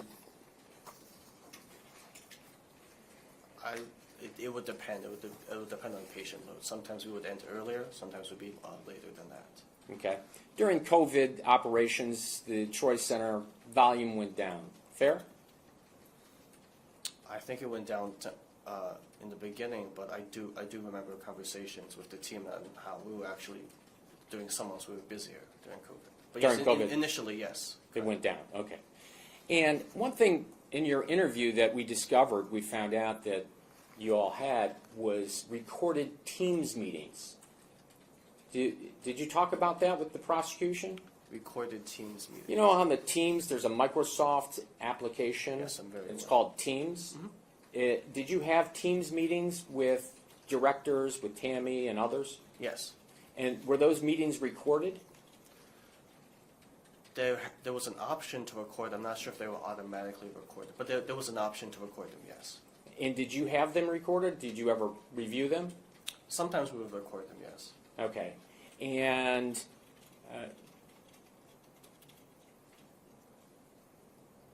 okay. With regards to those meetings, did you turn those over to the police officers that were investigating this case? I have no access to anything at this moment. I got you. Did they ask you for them? From that meeting, I do not remember if they asked for that. Okay. I believe what they asked was what I had on hand. Did you give them to them? Yes, I did. How many did you have? I believe it's either 4 or 5. I see. I don't know if it was asked by Sister Counsel. I just want to make sure in my notes. You were present for the treatments of the young man, Cooper, in this case, correct? Can you define present? There. You were there for his treatments. Yes. Okay. Sorry, I wasn't sure if you were saying that I was doing all of his treatments or not. I was just trying to clarify. Thank you. Right. No, I get it. You weren't there for all of them, but No. you were there, so we're not ambiguous here with the court. Mhm. You were there for some of the treatments with him. Yes? Yes. And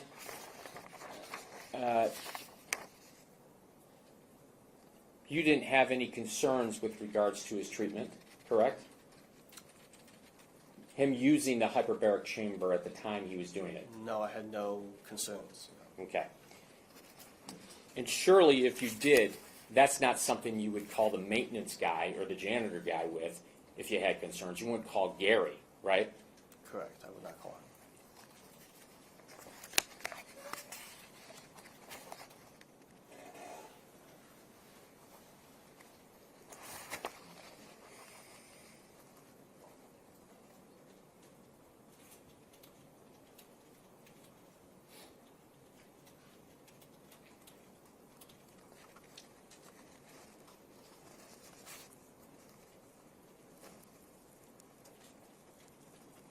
The chamber that is in question, I just want to make sure we're all on the same page here, that was involved in this accident. That chamber, hyperbaric chamber, was always at the Troy facility, correct? From what I can remember, yes. But if it was somewhere else, I wouldn't know. But I'm sorry? if it was placed anywhere else, I wouldn't know. Oh, From if what I it can- was moved later on. If it started in South Lyon or something like that, I wouldn't know. But from when I was there, yes. It was And always you were there since 2015, Correct. right? Mhm. Is that a yes? Yes. And from 2015 to 2025, it was always there. I do not know if that one in particular was always there, but I know I know it was old. But from what I can remember, yes. From what you can remember, yes. Is that yes? Yes. I see.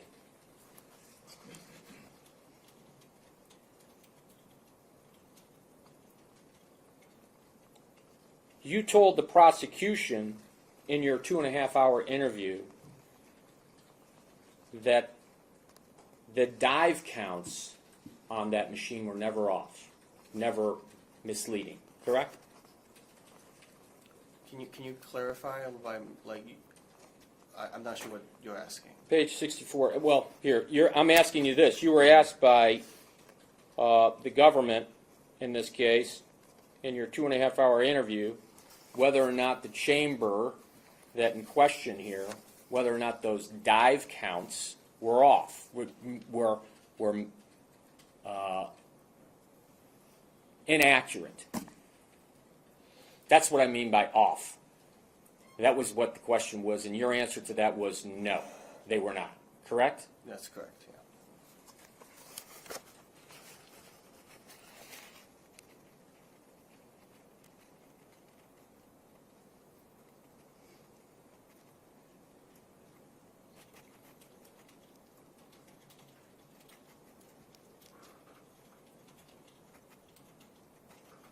Well, you were at the Troy facility. Mr. Marken here, he didn't have any role in training the techs over at Troy, correct? No, he did not.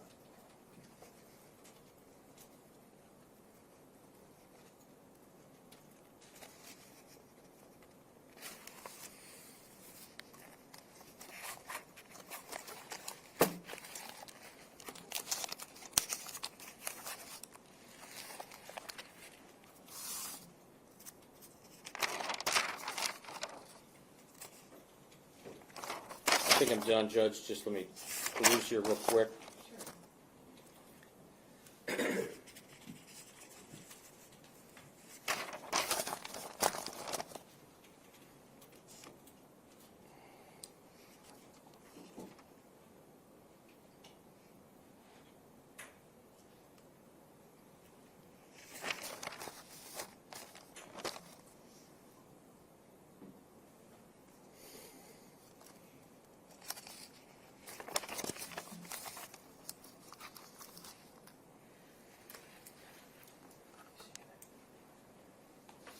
Thank you, Mr. Geng. Thank you, Judge. Thank you.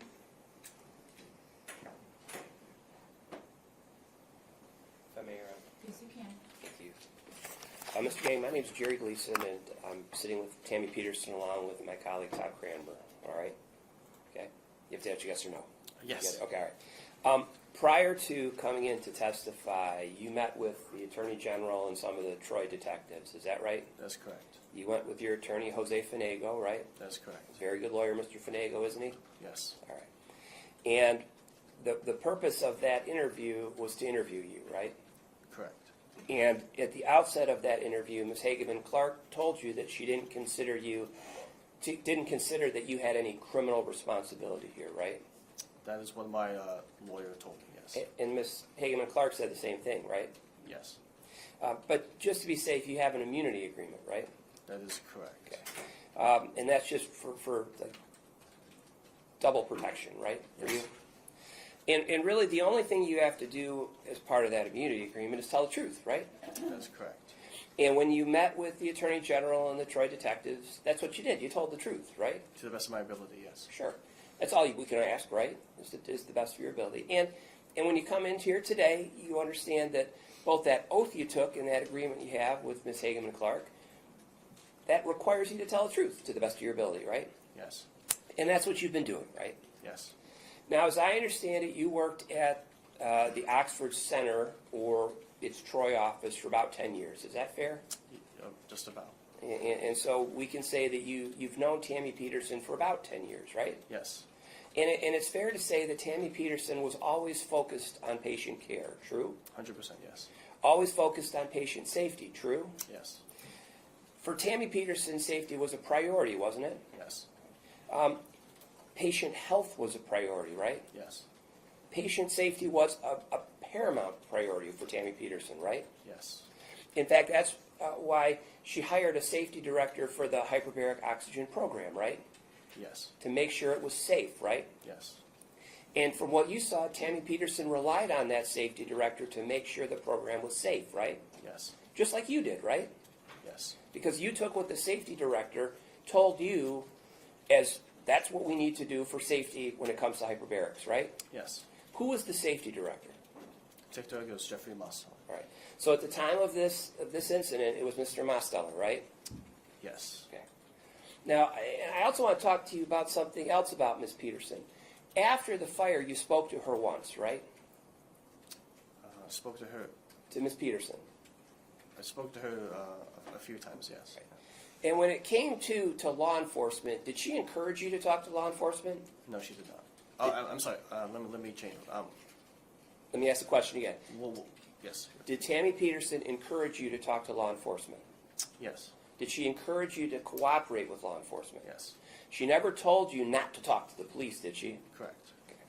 She was very clear that for this investigation, you were to do whatever the police wanted you to do, answer whatever questions the police had of you, right? Yes. And that was before you had a lawyer, right? If you recall. Yes. Yes. Okay. So before the lawyers got involved, Tammy Peterson is telling you cooperate with law enforcement. Fair? Yes. All right. Now, when you start at the Oxford Center, are you always in Troy as far as your assignment? I would say, I believe I said a grand majority of my time was there. All right. And at the time you started, was Miss Peterson married to a guy named Bruce? Yes. All right. Did Bruce work at the Oxford Center? Yes. Yeah. And did Bruce have kind of a forceful personality? I honestly do not recall. I do not remember. I don't recall. But you remember Bruce was working there, right?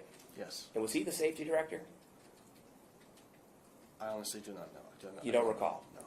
So whether Bruce had any role in the decision whether to put safety straps on or not, you don't recall as you sit here today? I maybe met him once to the best of my ability, but in general, I do not know what his role was. All right, fair enough. All right. Now, in terms of the patients themselves, there were decisions that were made prior to a patient ever getting inside a hyperbaric oxygen chamber, right? Correct. And the first step was called a discovery session, right? Yes. And that's where information was acquired from the patient, right? Yeah, so essentially an initial consultation. All right. And these consultations were conducted by medical or nurses or people like that, right? Correct. Okay. People who are qualified to ask the questions from the patient to determine whether they were eligible or needed hyperbaric oxygen treatment, right? Correct. And then there would be, after that, 2 clearances, right? Yes. First would be the medical clearance, right? Mm-hmm.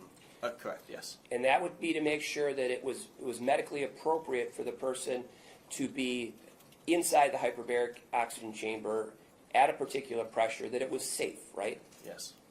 And after that, there was the medical clearance was always given by a medically trained person, right?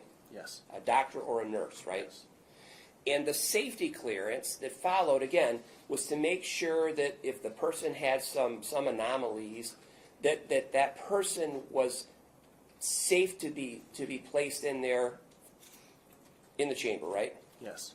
And that safety check was done at 2425 by Mr. Mosteller, right? Yes. And the discovery consultation, the medical clearance, and the safety clearance were all mandated, right? Yes. They had to be done, right? Yes. That was the rules at the Oxford Center, right? Yes. That's what Tammy Peterson mandated to make sure, again, that it was safe, right? Correct. Likewise, there was a safety check that you used all the time as a tech when you were doing the tech work, right? Correct. And that, again, was designed for patient safety, right? Yes. That was a rule at the Oxford Center, wasn't it? Correct. It was a protocol, right? Yes.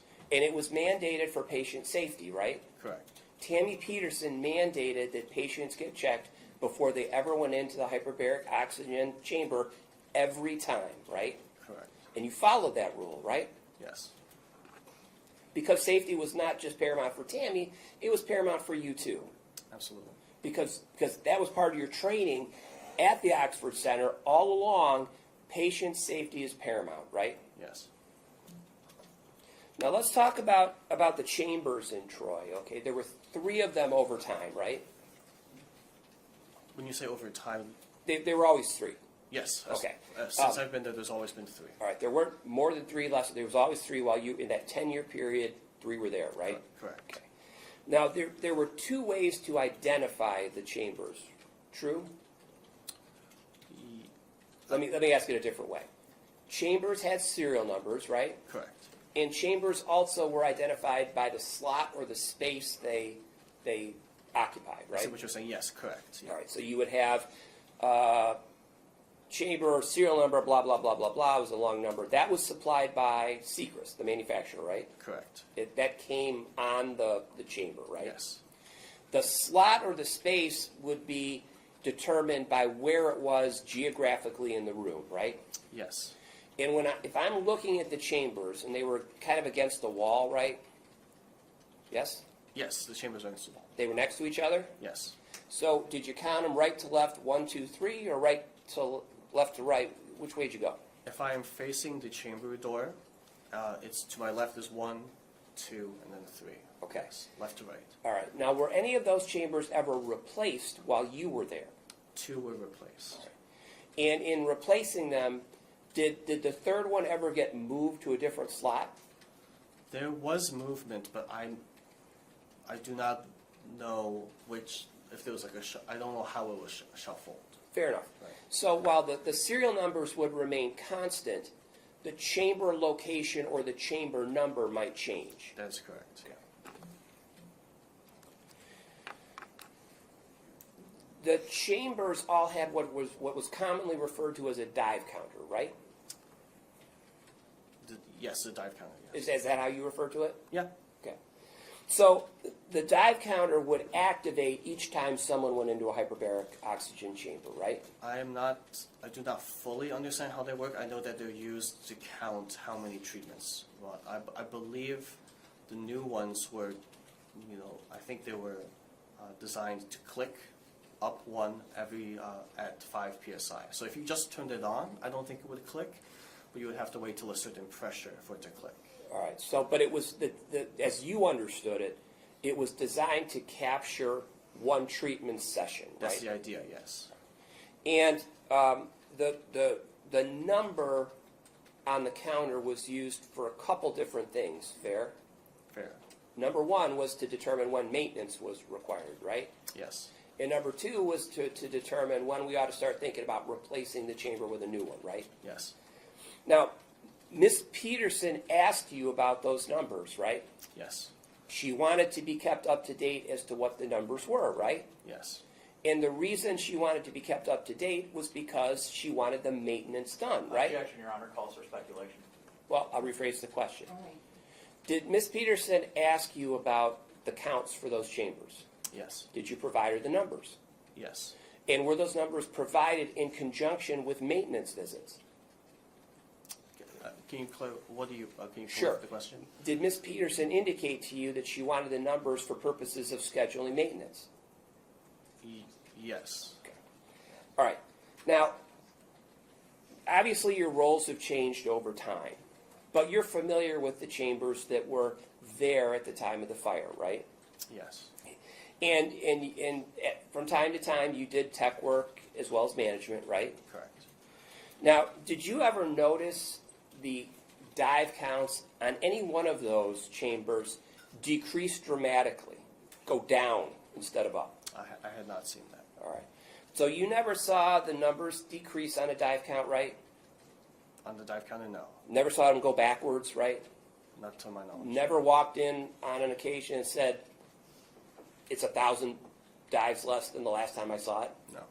Certainly that would have gotten your attention, right? Yes. That would be something you'd remember, right? That would. And as you sit here today, you're saying, I have no recollection of that ever happening, right? That's correct.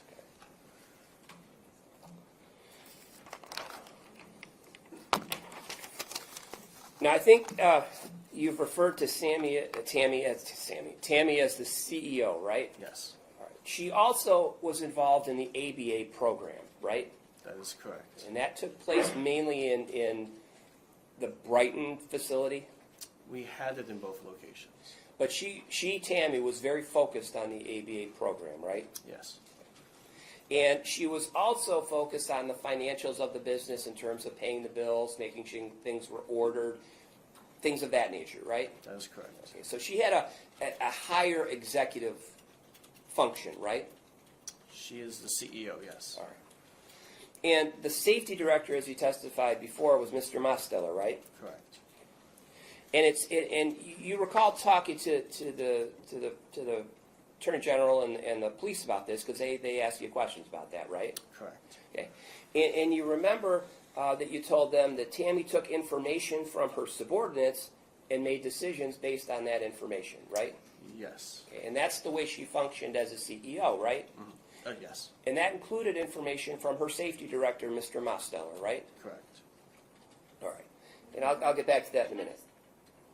I'd like there to be some time frame to these questions, because as we've already established, he worked there for 10 years, but Mr. Mosteller was only there for a portion of those, so.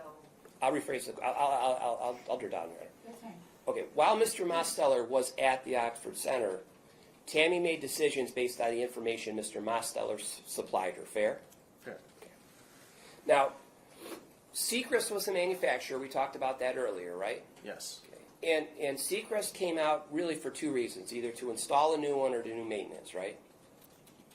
Yes, as far as I know, yes. All right. Those were the primary reasons you see someone from Seacrest come to the Troy Center. Fair? Yes. Fair. Were you present when Seacrest people showed up? Occasionally. Did they come to do maintenance? Yes. Were you there when chambers were replaced? I was present for some of that, I believe. But not there the whole time? I did, no. Was there ever a situation where Seacrest personnel came to the Troy facility to work on one chamber while a patient was in another chamber getting a treatment. I recall us trying to avoid that if possible, but yes, there were times where there was someone treating at the same time. All right. Now, as I understand it, while you were there, for the most part, in the tail end of your presence there, the safety strap wasn't used, right? Yes. So when the Seacrest person came out to do whatever maintenance on one chamber and a patient was in another chamber getting a treatment, that patient would not be wearing the safety strap, right? Yes. And at no time did the Seacrest person say to you, hey, wait a minute, stop, that safety strap's got to be on, right? Yes, correct. That was never mentioned to me. All right. Had Seacrest, a person from Seacrest said that to you, obviously you would have stopped and said, let's figure this out, right? Or called Mr. Mosteller, right? If they brought it up, yes, I would. My job would be to help facilitate communications. I would bring Jeff into that conversation. All right, but that never happened, right? Not from my knowledge, no. All right. So no time when a Seacrest person was there and a patient was in a chamber getting a treatment without a safety strap, did a Seacrest person tell you that strap's got to be on, right? No. Okay. No, they never did that, right? Correct. Now, in terms of the maintenance, Tammy Tammy wanted Seacrest to do the maintenance, right? Yes. Okay. And do you recall one time, and I think you talked to the law enforcement folks about this, where a switch wasn't working or something, or it needed some repair? There is a phone on the outside of a chamber that allows for communication from outside to inside. So if I needed to talk to a patient or anyone, you could pick it up, just talk to them, just like a regular phone. Yep. And there's a switch. There's a thin piece of metal that clicks on and off. That's basically how it decides if the phone is picked up or not. And that was not functioning appropriately. And did Tammy say, hey, let's fix it ourselves, or get Seacrest? No, she explicitly told us not to do it ourselves, that we need to call Seacrest to do that. She wanted the manufacturer to do the fix, right? That is correct. And that's what happened, right? Yes. Now, I'd like to talk to you about Mr. Mosteller's experiment with the grounding strap, because you were present, right? Yes. And the Sam was there, although Sam passed away. It was the three of you, right? Yes. Tammy was not there, right? Correct. And the way you're brought into this test is Mr. Mosteller comes to you and says, hey, I need some help, right? Correct. Need you to take some photos, right? Yes. Do you remember what you used to take the photos? What I used, this was my cell phone, I believe. So is it the same cell phone you have now or an older one? Because we all replace our cell phones. I think it's an older one, yeah. And I think when you took those, you noted to the police that you looked at the back of the photographs that, and they're the same ones that Ms. Sharon showed you, right, and marked as exhibits? I'll have to say I was shown 12 photographs, and that's why I was asking you earlier. There were 13 photographs, and I'm not sure. I do not know if they were the same ones that were shown to me on that date. Okay. But you, for the police, looked at, when you talked to the police on January 6th, you noticed that in the background there was no mural on the wall, right? Oh, yes, yeah, correct. Yeah. And that's how you, for the police, dated when the photos were taken, because it predated the mural, right? That is, yes, that's what I So mentioned. after the photos were taken, a mural was painted in that room, right? I don't think it was painted. I think it was just some kind of vinyl.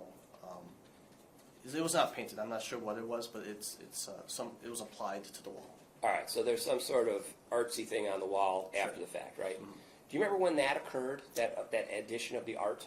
I do not. Now, after the experiment was completed, and I think you described this for the police, that experiment was the reference point for you as to whether it was safe to go without the strap, right? Yes. Okay, and so that became the baseline for you with respect to it's safe not to use the strap, right? From that point onwards, yes. All right. And that reference point, that baseline, that sense of comfort that you have was based on the experiment and what Mr. Mosteller told you, right? Yes. Okay.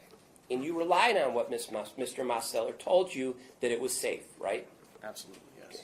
Okay. And Mr. Mosteller is the one that you talked to about whether the strap was safe or not at the time of that experiment, right? I believe there was conversation about it, yes. Yeah, with Mr. Mosteller, right? Yeah. And certainly Mr. Mosteller appeared to know what he was doing, right? Yes, yes, I believe 40 years of experience. All right. So you understood he was someone that you could rely on, right? Yes, As the safety director, right? yes, That everyone at the Oxford Center could rely on as the safety director, right? yes, Including Ms. Peterson, right? yes, Because that's why she hired him, right? yes. Now, when you initially started at the Oxford Center, you had on-the-job training and job shadowing, right? That's correct. When Mr. Mosteller joins as the safety director, you get more training, right? There was, yes, those if you're referring to those formal classes, yes, It was formal classes conducted by Mr. Mosteller, right? correct. Mr. Mosteller gave you books to read, right? There was a textbook made of pages in the binder, but I'm splitting hairs. Yes, it was a textbook. Mr. Mosteller did the training. He taught you, right? Yes, Okay. And he gave you the test, right, at the end? there was a test, yes, And he graded the test, right? correct. All with Mr. Mosteller, right? As far as I'm aware, yes. Yeah. You did talk to the police about the laundry system in the Oxford Center where stuff got washed and dried, right? Correct. The texts were the laundry service.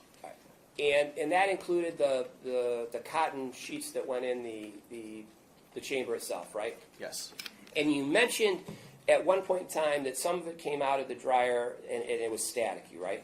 that could happen from time to time. Yes. Okay, but you didn't put staticky stuff then right into the chamber, did you? No, You wouldn't put staticky things in a hyperbaric oxygen chamber, would you? no. Because that was against the rules, right? Any kind of static or any kind of device, yes, is against the rules. Yes, it was against the rules, right? Yes, The rules that were set for the Oxford Center to make sure patients were safe, right? yes, Okay. So while you mentioned to the police and the prosecutors that something came out staticky, you as a tech understood, I'm not putting that in a hyperbaric oxygen chamber because that's not safe, right? not immediately, no. Okay. But there was nothing that you would put in a chamber that had static on it. You wouldn't knowingly put something with static on it in a chamber. right? 100% no. Okay, that was against the rules, flat out, right? Okay. All right. Now, do you, when you met with the attorney generals and the detectives, that was down at the attorney general's office down in the old GM building down in Detroit, right? Cadillac Place, yes. Cadillac Place. Yeah, you had to pay for the parking and go inside. Hopefully they reimbursed you, right? Actually parked somewhere else. Okay, good. They don't reimburse me. The meeting that you had was with these three individuals right here, right? For the record, the three individuals are? Mr. Kessel wants me to say his name, Your Honor. Mr. Kessel, Ms. Hageman-Clark, and Detective Flood over there in the corner, right? I believe Detective Trigger was also in a Teams meeting. But she wasn't there physically. She was there electronically. She was by not there Teams. physically, correct. All right. Now, you had or kept a kind of a notebook while you were at the Oxford Center, right? I believe, yes. Yeah. All right. And when you left the Oxford Center, ultimately, because there was a fire, it closed down. That notebook remained at the Troy office, right? That is correct. All right. The detective showed you electronic pictures of some of that notebook during your interview, right? I believe there was a mix of electronic and paper printouts. Yes. Okay. Do you know do you recall that the detective said they didn't scan your entire notebook into their system? Can you repeat that question? Sure. They showed you pages of your notebook on their computer screen, right? Yes. And didn't the detective, I think it was Detective Flood, tell you, hey, we didn't scan your whole notebook? I believe that is the case, yes. So they didn't have your whole notebook for you to look at there on the screen, right? No. They also asked you for things on either your phone or your computer, right? They. Can you? Sure, I wasn't there. I've got a recording Sure. and I made a transcript. But it sounds like they were asking for you to pull up stuff on some sort of technology of your own, right? There was a discussion about chamber counts, and then in which I had some printouts I had a long time ago that I provided. I did not have my computer. I did not produce anything from a computer. Okay, but you had screenshots. You had screenshots of chamber counts, those dive counts, right? Yes. And those were counts that you would have taken at Tammy's request Yes. to make sure the maintenance got done, right? Yes. Or if you were coming close to a time to replace a chamber, right? Correct. Because that's something she was interested in, right? Yes. To make sure things were safely operating, right? Correct. Do you know if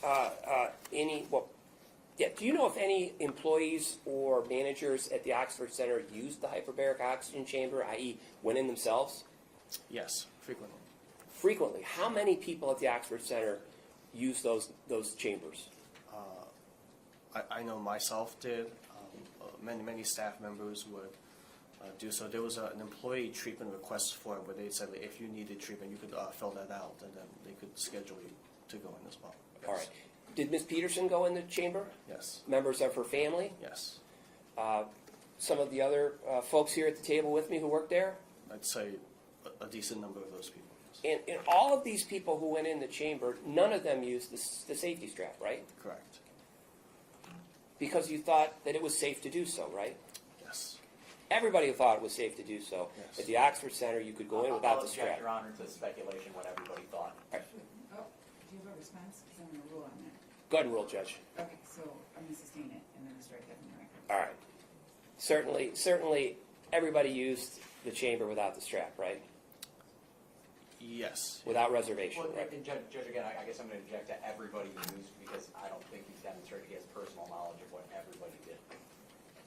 Let me rephrase the question. That sounds fair. A large number of employees used the chambers at the Oxford Center, fair? I mean, define large. I want to be. I know you want to be correct. precise. Yes. Sure. More than 50%? I wouldn't say more than 50. No. More than 40?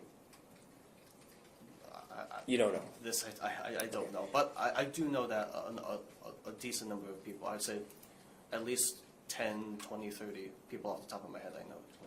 And all of them in that chamber without a safety strap on, right? Correct.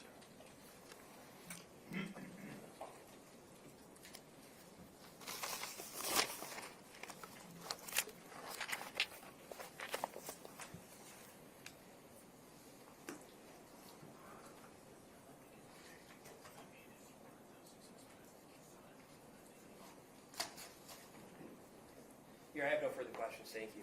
Thank you. So, Mr. Kiss, I'll let you begin. I just want to put on the record, I do have a meeting at 12. So it's in the building with other staff, but I'll need to take a break at that time for lunch. So you can have up to 12 essentially, and then we'll break for lunch. Sounds good. Thanks, John. Right. All right, Mr. Geng, good morning. Good morning. All right. Mr. Geng, you started, you said, in 2015, correct? That's correct. All right. And at that time, up and until you left the Oxford Center, Tammy Peterson was the boss, is that right? That's correct. Would it be fair to say that there was no decision of consequence that she did not make? Can you rephrase that question? Sure. If there was anything important to be decided, was Tammy Peterson the one to make that decision? Yes. Okay. She was the end-all, be-all of important decisions at the Oxford Center. Is that fair? Yes. Okay. And part of, I know you didn't know everything that she did, but I think you indicated part of her responsibilities were to order things that you guys needed at your location. Is that right? Correct. All right. That would include things like, would that include things like office supplies and things like that? Yes. All right. Did that include the sheets and the blankets that you guys would use? Yes. Did that also include the pillows that would be used? Yes. When you started at the Oxford Center in 2015, the grounding straps were used, you said, correct? Initially, yes. All right. And were you made aware of why those straps were important? They were used to help mitigate any static risk. Any static? Sorry. Yeah, I was asking. Any static? Static risk. Static risk. Okay. Risk. I'm All sorry. right. Did he say mitigate? Yes. Mitigate any I risk. didn't hear.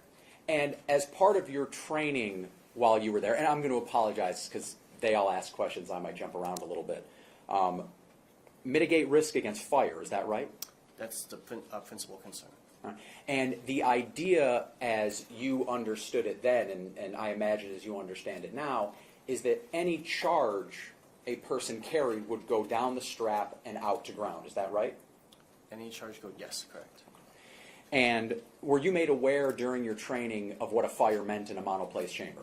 Yes. It meant the person was almost certainly going to die, right? Yes. And that this grounding strap specifically was used to protect against one potential risk of fire, correct? Yes. All right. And that fire would come if a you've lived in Michigan for a number of years, obviously, right? My whole life, yes. All right.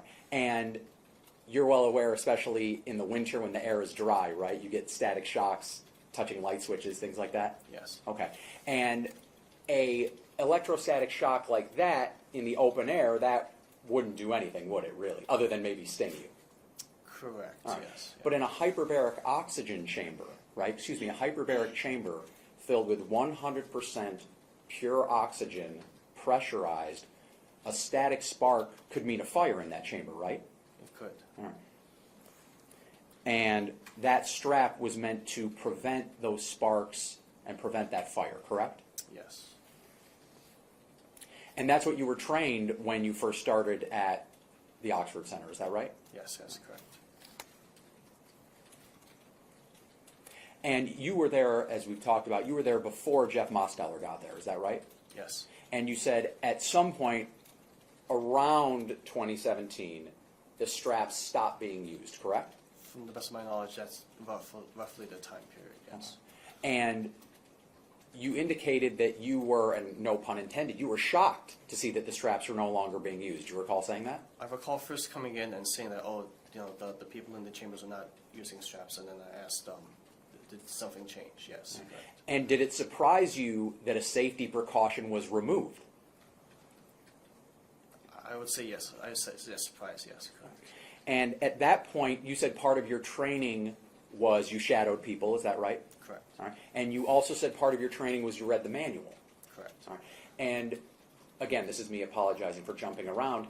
When you trained Aleta Moffitt, did you sort of try and make her training similar to your training? As much as I could remember, yes. Okay. Did you have her read the manual? I believe so, yes. Thank you.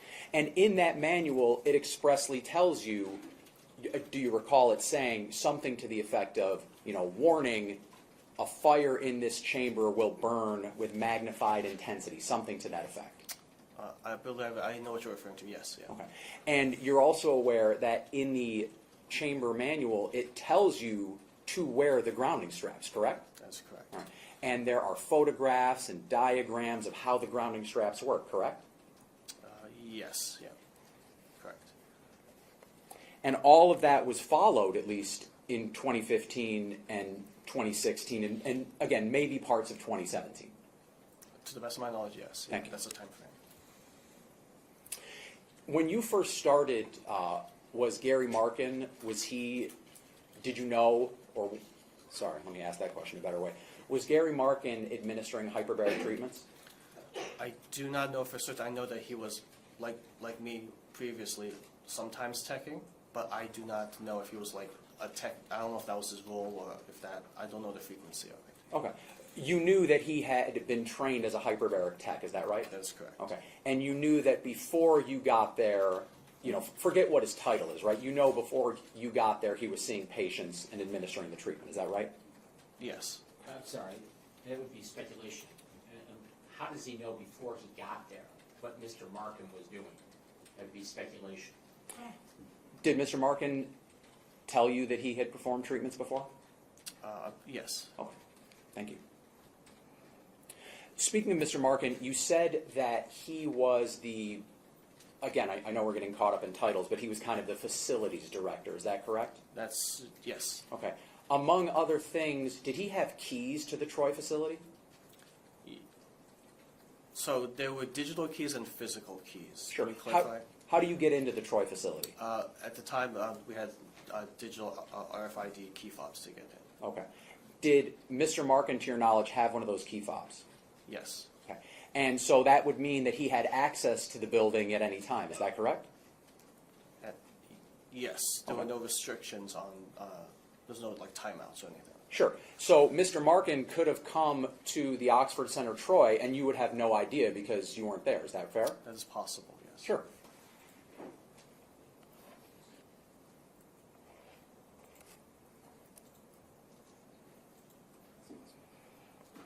Yeah, Judge, I would object on that just being speculation. It's possible. Anything's possible, so I object to the speculation. I don't think it was speculative, Judge. I asked if he would have had access to the building, and he indicated yes. He said it was possible. Well, I'll I'll, I guess, rephrase and ask a better question. That key fob allowed access to the building at any time, is that correct? Yes, to the best of my knowledge, yes. Okay. And Mr. Marken had one of those key fobs, you said, correct? I believe every employee to some capacity had one, yes. Okay, thank you.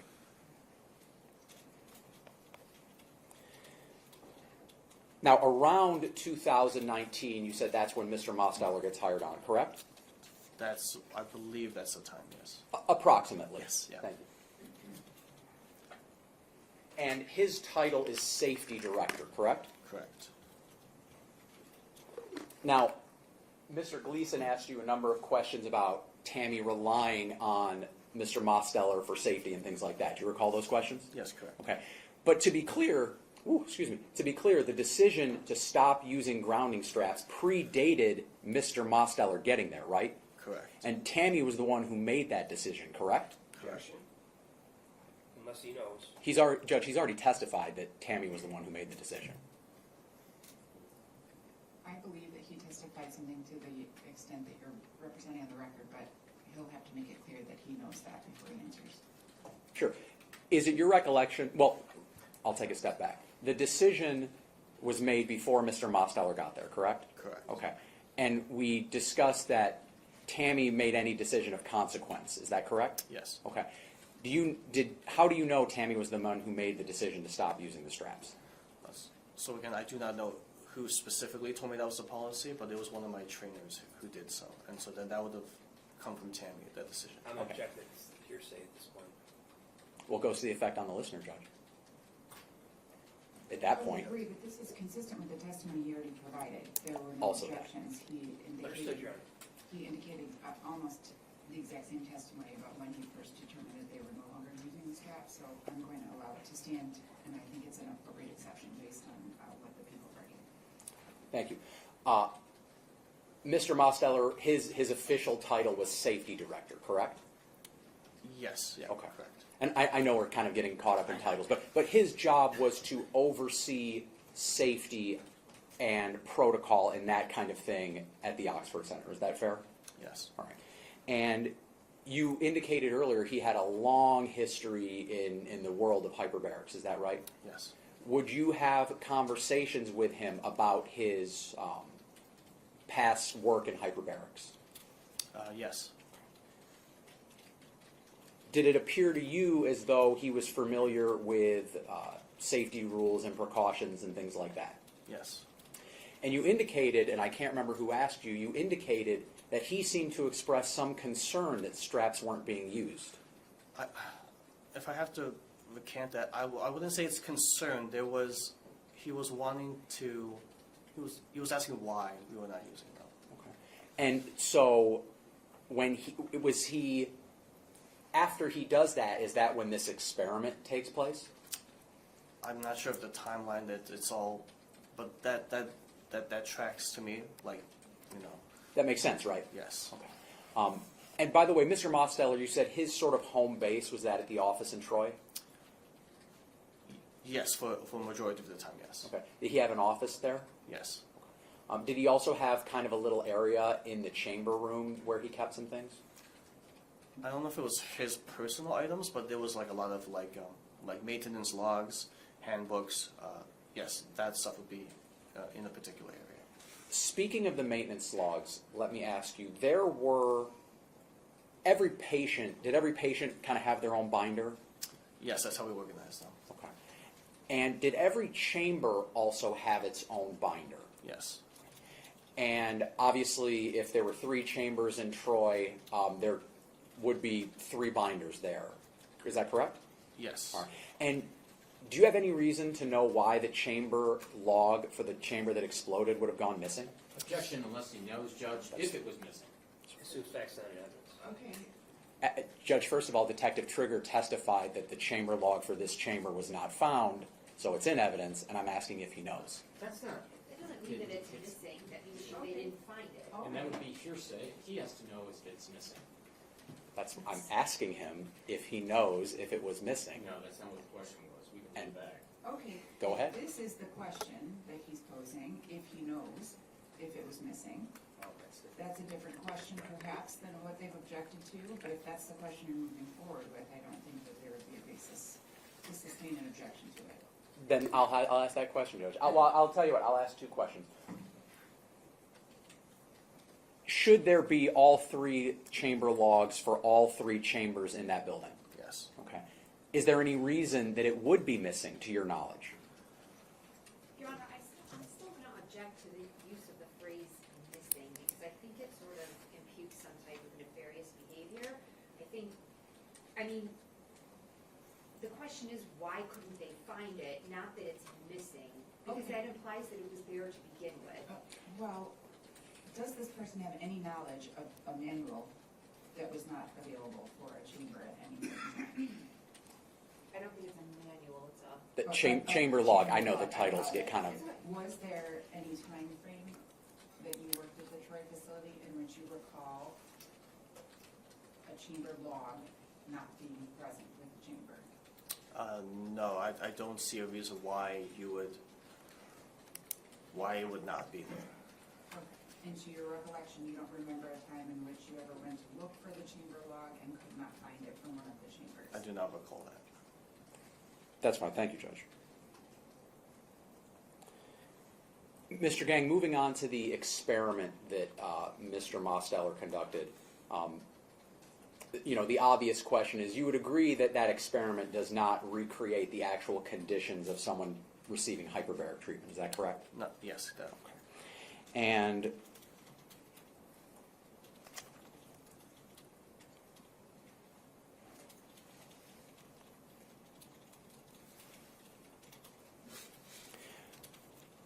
Mr. Mosteller was also, you said, teaching trainings outside, courses to outside individuals. Is that right? Yes. Now, initially, you said that I think you and a number of other individuals took that course. Is that right? That's correct. That was a weekend course over multiple weekends, lots of hours. Is that right? Yes. All right. Do you recall, was Andrew McMullen one of the people who took that course? Yes. Okay. Did other people take that course? Better question. Did other techs after you take that course? Other Oxford Center techs? Yes, thank you for clarifying. If they did, I was not aware. I do not know. Okay. Were you mandated to take that course? Yes. All right. If you know, why weren't the other techs mandated to take that course? Objection assumes facts not in evidence. I join the objection, Your Honor. There was testimony that other techs had not taken the class. Mandate's a different word, though, Your Honor. If he knows. And that's why I asked. Yeah, that's why I asked if you knew. If you know, why weren't the other techs required to take those courses? I do not know why they were not mandated. Okay. But as far as you know, they were not required to take them. Is that fair? Objection foundation. I mean, he's already said, Judge, that the other people didn't take them, and I'm asking.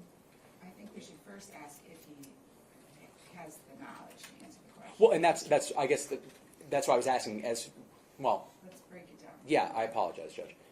You said the other people, as far as you knew, okay? I'm going to further my... Let's get a question out. Fair enough. And then let's roll with it. Okay. Were other techs mandated to take that test, or those classes?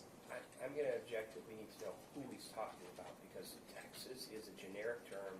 It could be everybody, some people, nobody, and we should actually go by name.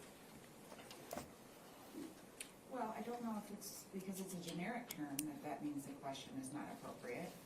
I think he still has to lay a foundation for what he knows or doesn't know. I agree, Your Honor. Yeah. So, in general, if you're asking him, is he aware if the techs that worked for the Oxford Center as a whole were required or mandated? And then you can break it down if you have specific questions about an individual, but he still has to be able to lay a foundation for how he would be able to answer that question. Well, all right, Judge. I'll circle back, Mr. Geng. At what point did you become? Step back. You said for a while you were the most senior tech. Is that correct? At the Troy location, Yes. And then at some point you become the co-manager. Is that also correct? That's correct. All right. You said as senior tech you were involved in overseeing the training of new techs. Is that right? Yes. All right. And did that sort of follow you into your role as co-manager? I wouldn't say exactly. At a certain point, it was just me and another technician. But as we grew as a company, we hired two. I wouldn't say two full-time. There was one full-time and then maybe one part-time. Sometimes there were two full-time techs. And at that point, I would be kind of outside of that hyperbaric. But I would be still involved in some of the training. But I got more removed as time went along. Were you in charge of making sure that those techs the new techs were trained properly?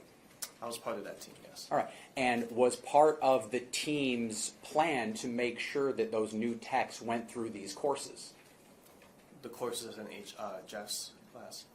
Yes, the courses that you and Mr. McMullins took. I do not think that was the strategy to train. I don't think that was a mandated part of the training. Okay. Do you know why?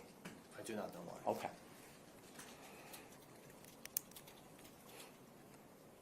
Do you know if after that initial course that you and Mr. McMullins took, do you know if any other techs at the Oxford Center went through that training? If you know. To the best of my knowledge, I do not know. Okay.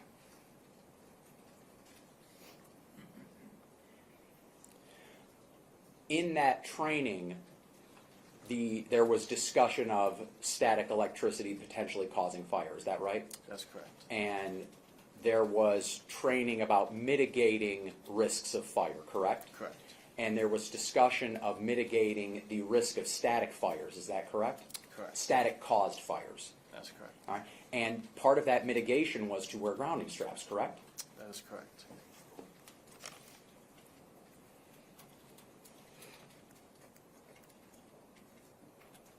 The straps at the Troy Center, were you aware that they were in a drawer in the laundry room?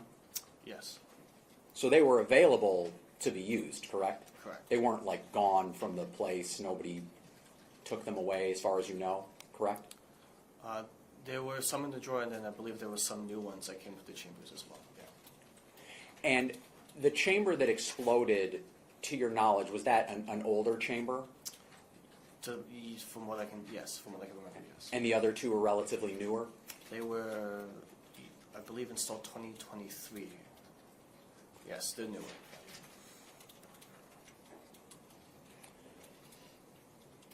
I think Mr. Flood and Mr. Gleason asked you a number of questions about the dive counters. Do you recall those questions? Yes. Okay. In your experience, have you ever seen or do you know of any reason why a dive counter would go backwards, go down? No, I'm not aware. Fair to say that's not.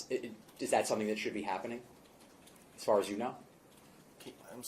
What do you mean by should? I'll just ask a better question. Sure. Did you ever manipulate a dive counter? No. Okay. I think Mr. Flood or Mr. Gleason was asking you about keeping track of the dive counter numbers and reporting them back to Tammy. Do you recall those questions? Yes, that was part of the maintenance. So if on the yearly maintenance, I said, hey, what are these chambers, what are their counts? And then that's, I believe, Seachrist, it was a whole telephone thing. Seachrist needed to know that information. They would ask us, and then we would report it back. Okay.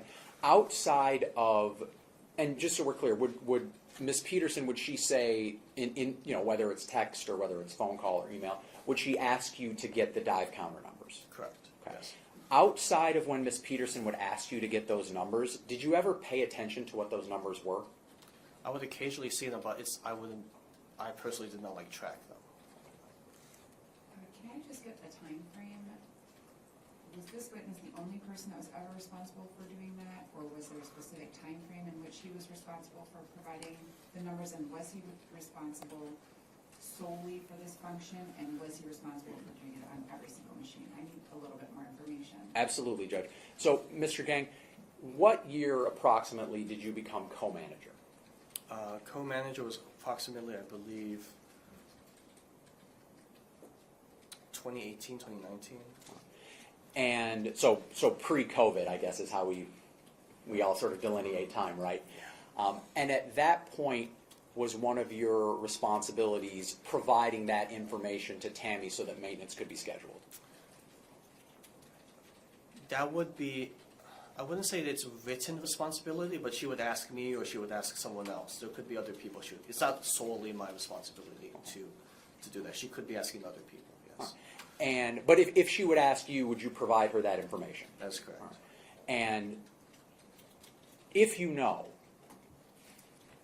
scratch that. When you started being a manager, were you a co-manager from the start, or was there someone else with you? It was me before that time period, and then I believe when Danny came aboard, that's when we had to become co-manager. Do you remember approximately when that was? I know she started 2018, I think, so probably shortly after she joined, from what I understand. And do you know, when did she become co-manager, approximately, if you know? I don't know. It's sometime after she started. That's okay.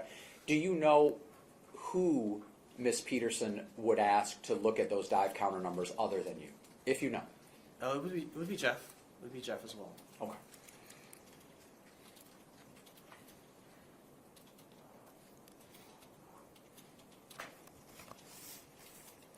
You said you were present during some of the maintenance when the Seacrest people would come in? Jointly with Jeff, yes. And you also said it sounds like you were there for some of the installs as well. Is that right? I believe I was there for when they kind of brought him off the truck and everything, but I was not there for the entirety of it. Who do you recall? Let me ask a different question first. How many times were chambers brought to Troy, new chambers? New chambers, I believe once, yes. Okay. And I'll ask one more question. Do you recall who else was present when those new chambers were installed? That would be Jeff. Just Jeff? At least. I do not recall who else was there besides Jeff. Do you recall other people there? You just don't remember who, or do you recall it was just Jeff? I believe it was done kind of right at the end of business hours. So whoever was there, I guess they would have seen them, but I don't know who else would have been there. I'm sorry. That's okay. Judge, I guess now is as good a time as any. Is that all right? I hate to do that to you. No problem here. I just want to make sure that none of the lawyers meet with Mr. Geng over the lunch hour, just so he maintains his sanctity of testimony. Okay, well, I was going to give him an instruction on this, and someone can let me know if they have an objection. So we're going to break for lunch now. I'm actually going to break for the full lunch hour, with 12 to 1:30, so I can manage the meeting that I'm going to participate in as well. And we'll come back. I'd like to get started as close to 1:30 as we can. We're going to pick right back up with you as the witness. While you are on the recess here, go about your business. You can leave the courthouse, do whatever you would like. I would like you to not speak to anybody about your testimony in this case. Correct. And unless there's a major objection from the attorneys for the state, I would indicate that that would include you as well. Is that what you're asking? Oh, yeah, absolutely. Yes, that's correct. This is not their witness, but I don't think that it sounds like that's necessary. It's their witness that they're questioning at this point, not the witness that they've called. I don't think that there's any objection, so the expectation would be that no communication about the case at all during the lunch hour. Okay, understood. If anything changes or happens during the lunch hour, you think needs to be brought to my attention, you can Your let me Honor? know that. I'm going to say for the record, he's my witness. I Right. think if I wanted to talk to him, I can. But this is what I was just trying to clarify as well with the people and it not being their witness. But yes, I think that that would be appropriate as it is your Okay, witness. thanks, sir. Any issues? No. Okay. I'm sorry, for clarification, the only one I can talk to is Miss Alone. Sure. Sure, okay, He understood. talks to his own lawyer though too. I mean, he does have a lawyer, and so if he has. Well, Mr. Finagle, I'm talking about the attorneys that are Sorry. present here in this Yeah. court and participating in the proceedings. Wow, we just really took that one further than I needed to go. All right. Anything else that we need to address here before we break for the lunch hour? One more thing. Yes. Do you have clarity on when our next court date will be yet? We'll talk about it after. Thank After you. we're done with testimony. Thank you, Judge. All right. Thank you. You're all free to go for the time being. We'll see you back here at 1:30. Mr. Geng, I know we left talking about maintenance, but I wanna change up for just a second. Going back to Miss Moffitt, you said, Aleta Moffitt, you said that she was good about safety and things like that. Do you recall that testimony? Yes. Okay. Was that based on your own personal observations? Yes. Would it be fair to say that what she was doing that you didn't observe, if there were things she did you didn't observe, you didn't know about it, is that fair? Objection calls for speculation. I don't think it does, Judge. I'll happy to rephrase the question. I think you should rephrase. Yeah, I'll admit, that was a little clumsy. Right. If you were not there to observe Aleta Moffitt, would it be fair to say you didn't know what she was doing? objection, it still calls for speculation, and how is it relevant if he's not there and he doesn't know? It's, Can you simply ask the witness, were you present at any and all times that Ms. Moffitt was working for the Oxford Center? There would be times where I would not be present and she would be working, yes. Did you always work the exact same shift that she did? No, I did Did not. you always work the exact same day that she did? So if we're open Monday through Friday, I would work Monday through Friday, but it was not always the same shifts. We wouldn't always be overlapping. Okay, and you indicated you don't always work at the same time, and that there were times that you were not present in the same area in the facility that she was working in. That's correct. Okay. I don't know if that clarifies things. I mean, at this point, I don't know that it really needs a question to the witness. I guess, Judge, to be clear, I'm not asking him to speculate. He's indicated that based on his observations, she appeared to be good about safety and rule following. Sure. And I'm asking him if there were times when he wasn't with her, which obviously he was, so at that point he didn't know how she was behaving. Okay. And that's not asking him to speculate, I'm asking him to confirm that there were times she was working that he didn't know what she was doing. well, I think, don't, he answered that question. He wasn't always there, so if he's not Okay. there, he has no personal knowledge. Oh, well, is that well, that's true? yeah, is that true? Because that's the point of the That's a question. You're asking, was I always next to her supervising her? Is that I'm so sorry, can you? No, it's okay. Yeah. I guess the crux of the question is, was Miss Moffitt and you did not always work at the same time, you told me? That is indeed correct, yes. Were you reviewing tape of what she was doing while you weren't there? If I ever did, it would be very infrequently. I would say no, that was not the primary thing I would be doing. And while you weren't there and she was, would it be fair to say you don't know how she was doing her job because you weren't there to see? In terms of observation, yes. Yeah. Thank you. Mm-hmm. As far as record keeping, at the time, do you remember when Miss Moffitt came on? Like I said, I'm not exactly sure. It's 2023, maybe Sure. late 2022, but around that time frame. Okay. And at that point, was the Oxford Center using electronic record keeping, paper record keeping, or both? Could you explain that? We were using both, yes. Okay. And I believe you indicated that people were encouraged to keep records contemporaneous with what was going on. Is that correct? Can you define contemporaneous? Sure. They were, and you correct me if I'm wrong, but I believe your testimony was that on the paper records, people were encouraged to write things down as they were happening? In terms of the times? Sure. Yeah, so as accurately as you can make it, yes. Okay. And so would that mean that somebody would write down when the dive started, Mm-hmm. Is that yes? Yes. Okay. And then when someone got to pressure, they would write that down, correct? Yes. All right. When someone got out of the chamber, that's when they would write, or when they started depressurizing, they would write down when the depressurization started, correct? Yes. And when someone left the chamber and the dive was over, they would write that down too. Yes, there'll be those 4 times. All right. And thank you. Regarding going back to Tammy Peterson and Gary Marken, I know we talked about Gary Marken. Were you aware also that Tammy Peterson had been trained as a hyperbaric tech? Yes. All right. Were you aware that they, I think, had both been trained by the Navy or received some sort of naval education? It was something to that degree. Thank you. You said you had meetings with Mr. McMullen, correct? Yes. All right. Over a period of time, I would imagine? Mm-hmm. Yes? Yes. Thank you. What was his role at the Oxford Center, if you knew? His role was a hyperbaric technician as well as neurofeedback technician.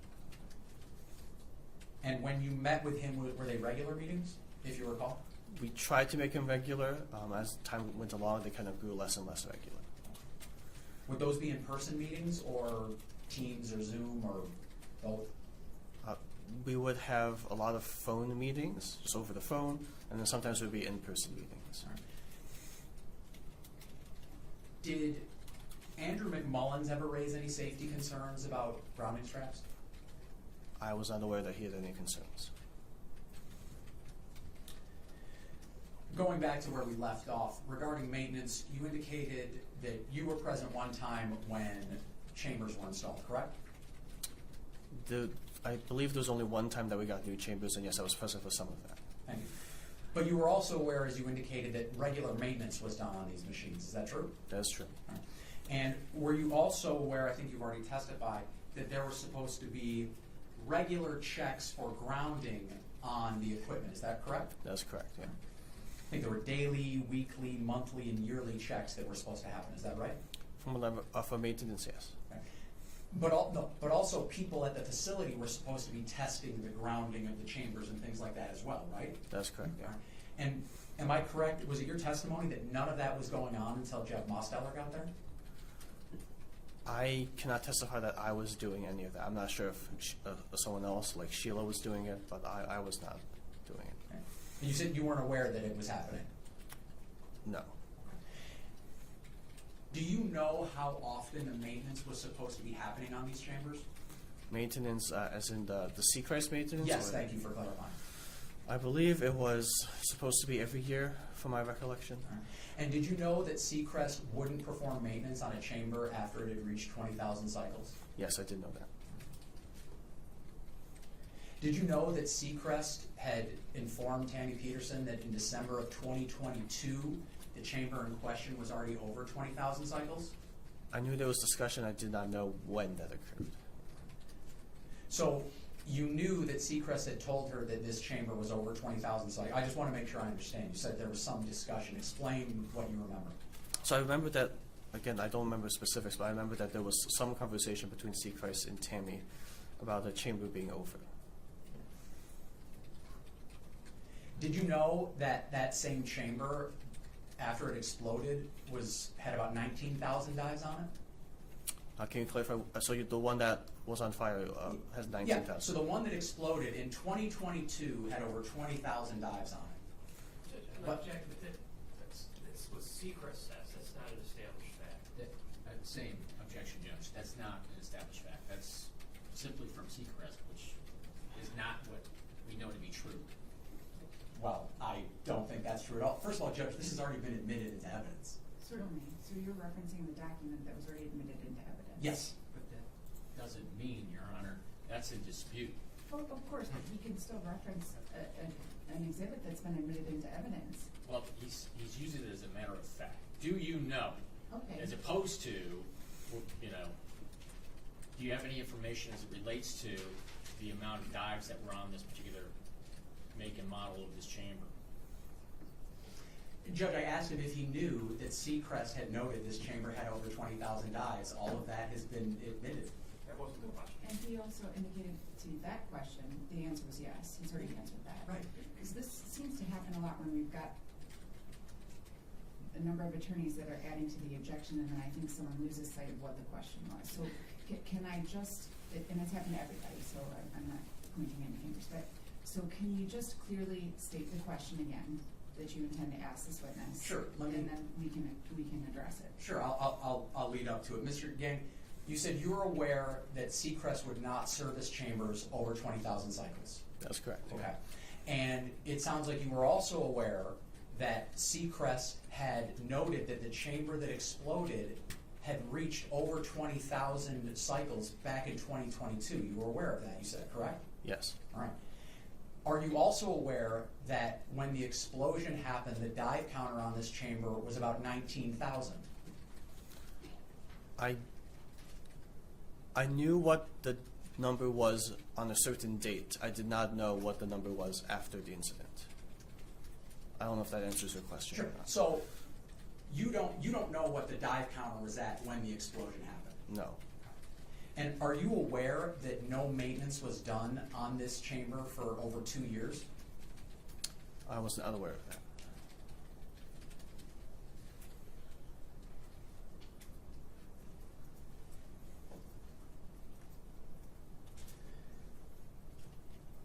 Part of the maintenance was done for safety precautions, is that right? That is correct. Yeah. All right. And as far as you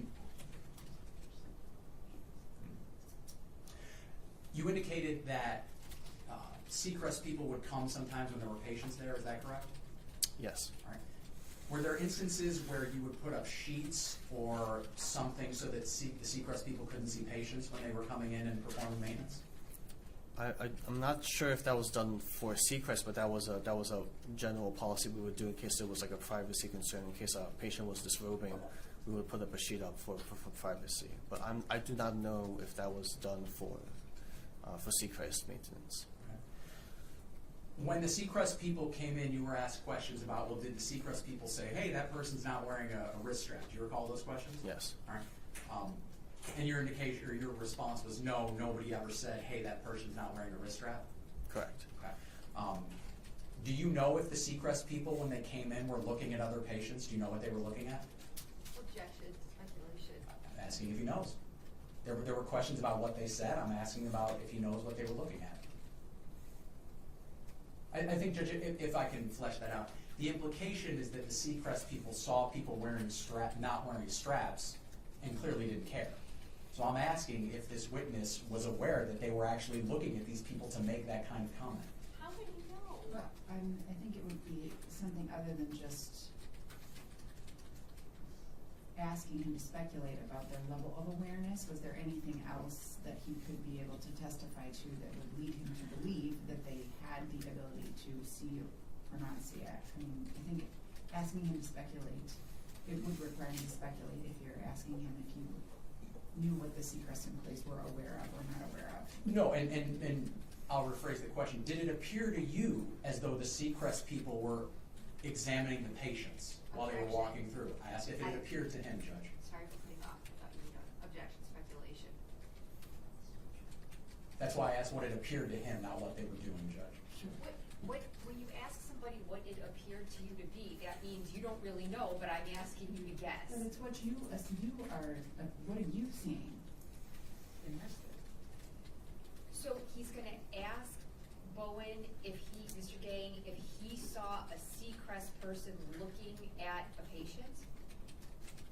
Judge, Did it appear to be that they were looking at the patients when they came there? I feel as though that's something, if he saw something, he could indicate yes. If he didn't, he would be able to indicate no. I don't know that that requires speculation. It's based on what he observed himself when they were there. Thank you, Judge.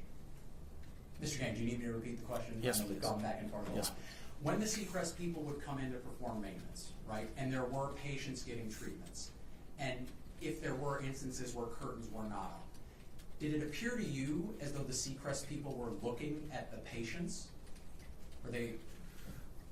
I mean, they might have had glances, but from what I could tell, I don't think they were like fixated and staring at patients. I think they were more focused on their job. I don't think they were looking. Going back to the experiment that you conducted with Mr. Mosteller, was that experiment ever, that day, did you guys ever do that again? The testing and all That that? specific one, I do not, no, we did not. Oh, okay. Did Mr. Mosteller ever write up the findings of what you guys did that day, to your knowledge? If you're referring to a document, I'm not sure if he drafted one and sent it to Tammy. I'm not sure if that happened. Are you aware that what you guys did was somehow peer-reviewed, as one might expect in a scientific experiment? I do not think it was peer-reviewed. Okay. Was it published anywhere? Not to my knowledge. It was basically three guys in a multimeter, right? Yes. Mr. Geng, do you know what the NFPA 99 is? Yes. All right. Do you know what Chapter 14 says? I'm not intensely familiar, but I in general know what it is. Yeah. You know that it says that during hyperbaric treatment in a monoplace chamber with 100% oxygen, you have to wear a grounding strap, right? Yes. And you're aware that the Seacrest manual says you have to wear a grounding strap, right? Yes. And you're aware that the materials taught at the Oxford Center to yourself and outside people was that you have to wear grounding straps, right? Yes. And to do that is to prevent a static discharge that would start a fire, correct? Correct. Would you agree with me that a static charge that started a fire could cause someone to die? Yes. And would you agree with me that those risks were ignored at the Oxford Center by not wearing the straps? Can you rephrase that question? Sure. If the risk of not wearing a strap means potential death, would you agree with me that those risks were ignored because no straps were being worn? Excuse me. Judge, I would object as it relates to Mr. Marken, as that's not his position. He's already testified with all of that. So as it relates to Mr. Marken, I object. The risk was ignored. That wasn't Mr. Marken's purview. It wasn't his job. That wasn't some risk in his area that he had to acknowledge. So as it relates to him, I object. And I object as to Aleta Moffitt. It wasn't within her authority to make the decision to use a strap or not. She wasn't trained in it, nor was she given them to use. This sounds like a prelude to their closing arguments about here for Arbor, I think. I'm not sure that this is a valid objection, but I know that you've noted it on the record that you don't believe that this testimony should be considered as it relates to your two clients, which I know we've discussed throughout the proceedings, and that's one of the things I have to keep in mind as I'm reviewing everything. Thank you, Judge. I was under 401 and 403. Thank you. Thank you. Mr. Geng, do you need me to start that over? Just one more time if you could. Yeah. Sure. NFPA says you shall wear a strap, correct? That's correct, To yes. prevent a static discharge causing a fire, right? Yes. That's a risk that they were trying to prevent, correct? Correct. And the Seacrest manual says you have to wear a grounding strap, right? Correct. Because there's a risk that a fire could start in the monoplace chamber, right? Yes. And the Oxford Center's own training tells people to wear grounding straps, right? Yes. To prevent the risk of a fire which could kill someone, right? Yes. So would you agree with me that that risk was ignored when people were told not to wear grounding straps? I would say that the risk was ignored in so much that they were believing that the chamber was fully grounded. The chamber was grounded, sure.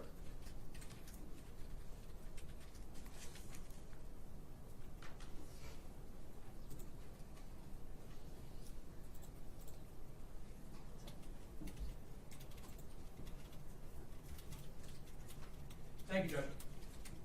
Thank you. All right, returning to defense counsel, do you have questions? Can I just have 1 minute? Yes, you can.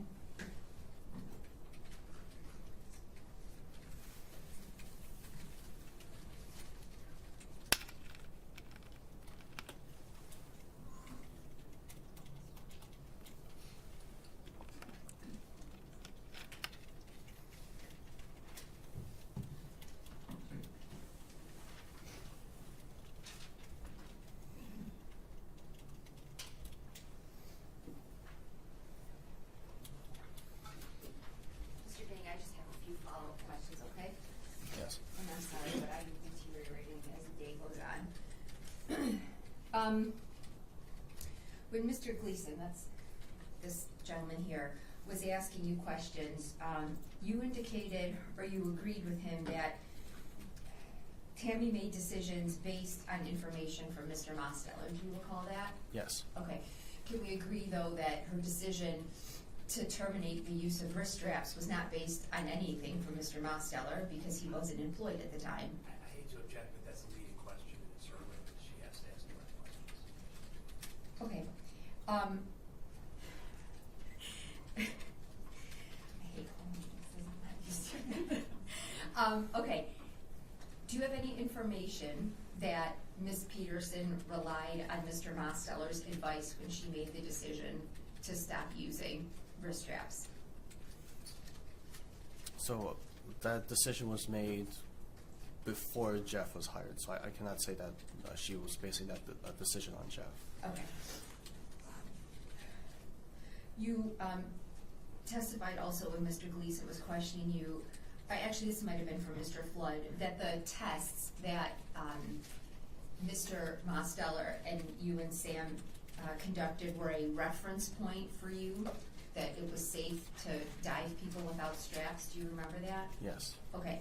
So after you guys run these tests, you read the multimeter, you plug it in and touch it to all these different parts of the machine and then to Sam. When you walked away after taking all those readings with the multimeter, did you think that a patient who was laying on the mattress with a sheet was grounded? Was that an impression that you walked away with? Yes. Okay. And that was just based on your observation of the readings of the multimeter, yes? Judge, I'm sorry, I have to check the reading now. Okay. Thank you. Was that based on your observations of the multimeter results from all the photos, from all the different tests? Yes, along with talking with Jeff. Okay. Well, were you aware of you said that you've reviewed the Seacrest manual, right? That's correct. Okay, does the Seacrest manual include in there what is acceptable ohm ranges to determine if something is grounded? It's been a little bit, but I believe so, yes. Okay, so were you familiar with the ranges that were acceptable to essentially indicate that the chamber in a patient was grounded?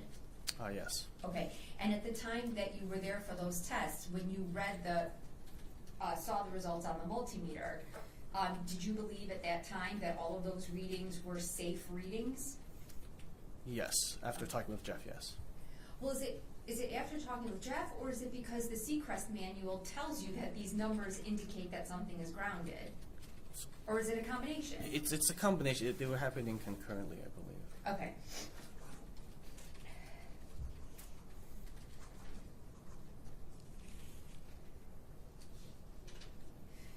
You also testified previously that Mr. Mosteller was someone that you could rely on. Do you remember that? Yes. Okay.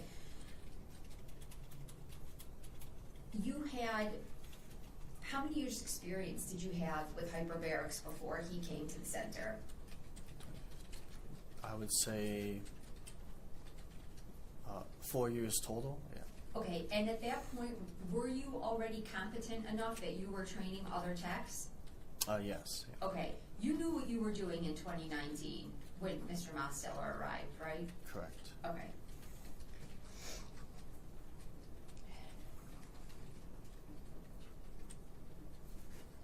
Do you have any knowledge of Tammy asking Jeff to conduct these tests? As in like a command order, or? A command or polite request, hey, you work for me, can you do these tests? Or is it your understanding that Jeff was doing this of his own volition, out of his own concern, if you know?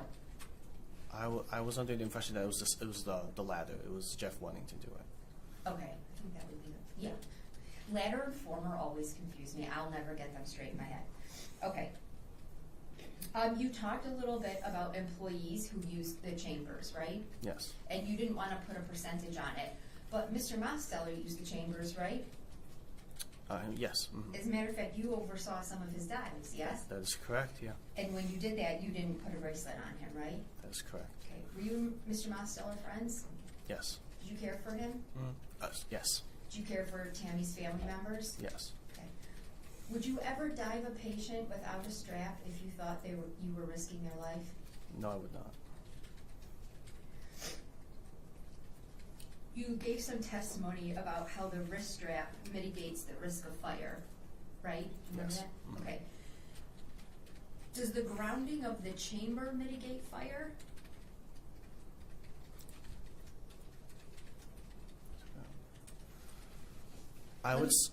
Go ahead. I would say that yes, because that's what helps. That's the grounding aspect. If it wasn't, then it doesn't matter if the patient is wearing the wrist strap if the chamber itself is not grounded.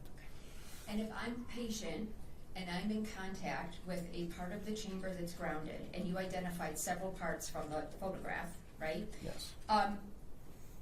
The fact that I'm in contact with a grounded surface, does that mitigate against the risk of fire? Yes, that's what we were believing when we were doing that test. Okay. There keeps being a difference between use of the word experiment and then the use of the word test. Sorry. And that also happened during your conversation last week, is that right? There was sometimes the word experiment was used, sometimes the word test was used, is that right? I was not paying attention, I'm sorry, to that difference, but I'm sure that could have happened, yeah. Okay. Do you recall at one point during your interview with the Attorney General's office sort of objecting to the use of the word experiment because you indicated to them that these were tests, not an experiment? I don't remember that, but if you're saying that was on the record, then I would, yes, I would. No, if you don't remember, then we'll leave it. Is that your answer, that you don't remember saying that? At this moment, I don't remember saying that. Okay. What you and Mr. Mosteller and Sam engaged in, right? They're just multimeter readings, right? It's just your average plug a multimeter in, deal with the leads and get a reading, right? Yes, Okay, you're just trying to get a number. correct. Okay. To you, is that an experiment or is that just testing a chamber for grounding? For me, that would be a test because parts of that would also be how you test the grounding of a chamber as well. Okay.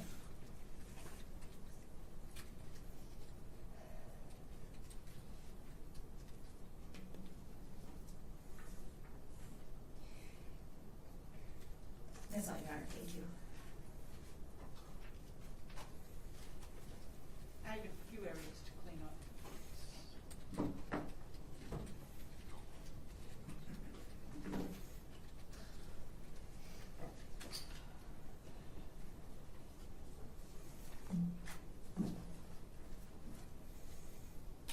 Good afternoon again. Good afternoon. As a reminder, my name's Ellen Michaels and I represent Aleta Moffitt. I'm gonna circle back to the training of Aleta Moffitt when she was onboarded as a hyperbaric technician, okay? When Aleta came to the Oxford Center to be a hyperbaric technician, Jeff was the safety director, correct? Correct. And Jeff was in charge of training at that time, right? Yes. So Jeff would have been the person who trained Aleta, correct? Between me and Jeff, yes. Yeah. When you were talking with the government last week, after you were given immunity, they asked you questions about this, right? Yes. And it was important to tell the truth during this interview, correct? Yes. By telling the truth, you weren't going to face prosecution, right? Correct. And at that time, they asked you, did you have anything to do with training Ms. Moffitt? Remember being asked that? Yes. And you said, I don't believe so, no. I don't recall. Okay. Would that have been an accurate answer? Did you say that? If that's what the record, yes, yeah. And then now today you're describing that you in fact did train her.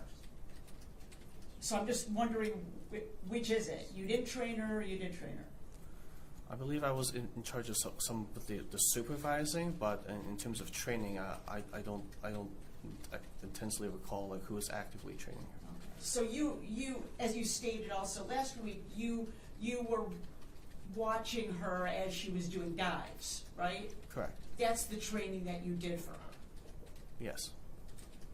So it wouldn't have been your job to say you need to read this manual, right? So that might have been what in the past. That's that's what was going on, and then yes, yeah. So once Jeff was there. Wait, Andre, I'm sorry, because I don't quite understand what that answer was. Yeah, would you maybe have that asked and answered again? Will you restate that answer? So I know that was policy in the past for training to read that book. Right? When you say the past, when do you mean? I believe the time frame maybe before Jeff. So once Jeff came, the training changed. Yes. And Jeff changed the training, right? Correct. So Jeff in charge of the training, when Aleta was brought on, it was different than when you got trained. That's correct. So Aleta wasn't told to read the Seacrest manual. Is that accurate? Objection, speculation. Did you, now that you remember that Jeff was the one that did her training, do you have a different answer as to whether or not you directed Aleta to read the manual? So, as Jeff is training, there might have been a recommendation to read it, but Objection. That's also speculation. There might have been. He doesn't know. His testimony was that he directed her to read the manual. So What I think that's all we need to know. Well, what I'm asking him is now that you are being reminded that Jeff was doing the training at this time, do you have a different answer to the question of whether or not you directed Aleta to read the manual? I guess with all honesty, I do not remember if there was a given specific order for Aleta. I know for other technicians it might have been, but. But for Aleta, you don't remember? I don't recall with 100% certainty.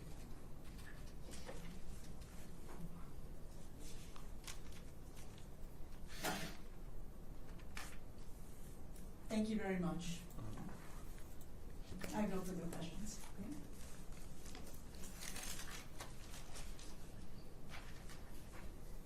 Mr. Flood? Yes, thank you, Judge.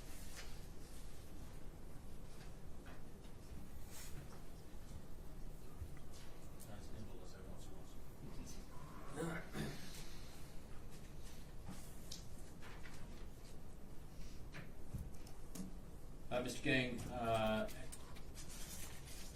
Mr. Kessel asked you some questions about the locks on the doors. You remember that at your center over in Troy?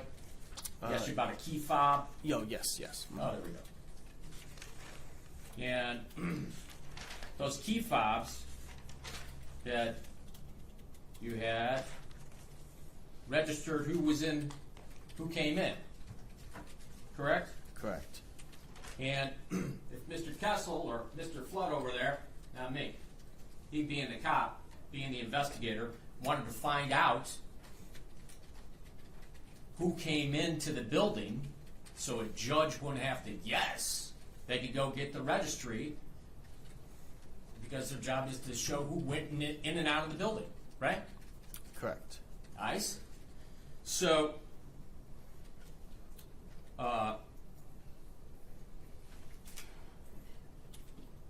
did they ask you for any information on who, when, why people went into the building? Did they ever ask you that? No. Okay.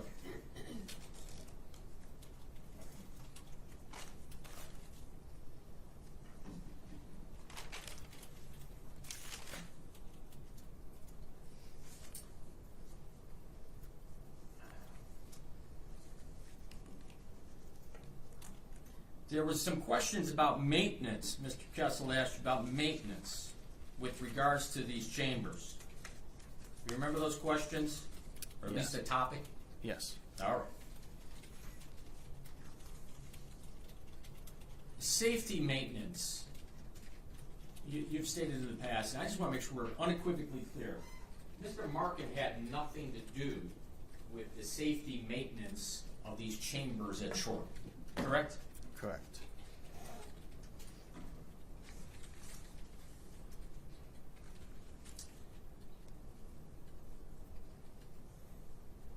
Mr. Kessel asked you some questions about these dive counters. Now, you told the judge, and it just, you placed on the record that if you were facing the wall of the back, of where the chambers were, 1, 2, 3, correct? From left to right, yes. From left to right, 1, 2, 3. And the chamber in question was an older chamber, yes? Yes. Had been there at least ever since you'd been there, correct? Yes. And I want to just kind of get some content or basically, context as it relates to how many times a chamber is used on average, okay? If you can help us with that. Okay. All right, Understood. because this is what Mr. Kessel was asking, a little alluding to. Judge, I think at this point I'm going to object. I think this is outside the scope of cross at this point. No, he brought up the chambers and the counts and the like I didn't. And also, so did Mr. Gleason. He did it deliberately. What is it that you just said? You said that you didn't bring up the chambers or the counts or anything in the questioning of this witness. No, he said he didn't. He totally did it. And he says his objection is it's outside of the scope of cross-examination. Okay, I just wanted to be clear. This is one of those moving targets where sometimes this is a good topic for us, sometimes it's a bad one. So right now it's good for defense, right? No, Judge. I think it's highly irrelevant, but It keeps coming up though. it's kind of like Groundhog's Day, Right. Judge. So I You want to keep it out, I'll keep it out. I just go with the flow of what the attorneys are thinking, but my understanding from the questions that were originally posed to this witness, that this was a topic that was appropriate for him. It was discussed. I didn't bring it. Okay. I'm getting very confused. You didn't bring it up, period, with this witness? I didn't bring up the chamber counts with him. This guy did. Okay. So you are telling me that if. And so did he. These are all of the defense attorneys that are questioning this witness. Not a team sport, Judge. I mean, this. Robert, respectfully, whether any of us on this side of the room brought it up, to me is irrelevant. Mr. Kessel clearly brought it up on his cross-examination. And so, I mean, if we're holding to the scope of Mr. Kessel's cross, Mr. Kessel asked several questions about the count numbers. And Judge, I guess specifically I asked if he knew what the count number was at one point in time and another point in time, not how things got to what count number. That's like, if Mr. Flood is going to ask, as we've seen before, how many are used over a certain period of time, that's the part that I'm saying is outside the scope. I don't know. I think that this has been a theme in the conversation with this witness, so I'm going to let it go, and he's going to be able to ask the question. I'll be brief, Judge. This is not going to be confusing. I just want to know, the older one, the older chamber, there might be some confusion compared to the newer chambers. Because on the older chambers, you said something to this court that you can just turn the machine on and it's going to be a count. As opposed to the newer ones, it has to get to full capacity of pressurization. Is that accurate? That is accurate to from what my knowledge is about them. Yeah, I know there was a change between newer models versus older models. Right. Thank you. Thank you. Now, as it relates to time, all I'm trying to figure out here is how many people would be on average in the chamber that we're talking about here today, the older, on average in a week span of working your normal shift? How many people would go in? I don't think I can answer that because I sometimes we're very busy. We would be from like 8 a.m. to 10 p.m. Sometimes it would be very brief. And then sometimes you would have, hey, chamber 2 is just not used at all. So it would be very, I don't think I can put an average, I'm afraid. All right, so let's forget about the average. Let's go to the maximum number. Okay. Because you can figure that out based on 24 hours in a day. You can base on how many, people you could see within one day, and how much time it takes for each patient. Correct? You got three constants there, right? Yeah. Time of day, how many hours, right? Yes. And how much time it takes per patient, right? Yes. So if we did that, that would be, let's say you have your 10-hour workday, Right. right? 80 minutes as it relates to each patient, correct? Tend to get it Partially correct. We would budget 90 minutes for every dive, regardless of pressure. okay. So you budget 90 minutes, which now lowers the amount of patients you could see in any one given day on that particular chamber, correct? If you're comparing that to 80, yes. Okay. So what would that be? 90 minutes, an hour and a half? You're basically 5 hours, or 5 dives a day with regards to how many patients you could see. Maybe if you stretch it to 6 patients per day, correct? That particular chamber. I would say that could be a fair, maybe not average, but that could be a fair count.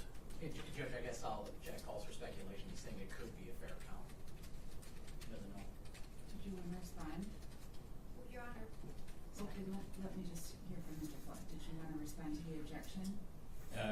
He's giving from his opinion, based on him being in this particular location, what a fair recitation of how many people you could see, give or take, on any one given day, maximum number. And that's, that's highly relevant to what the cross-examination He is. didn't say relevant. He said speculative.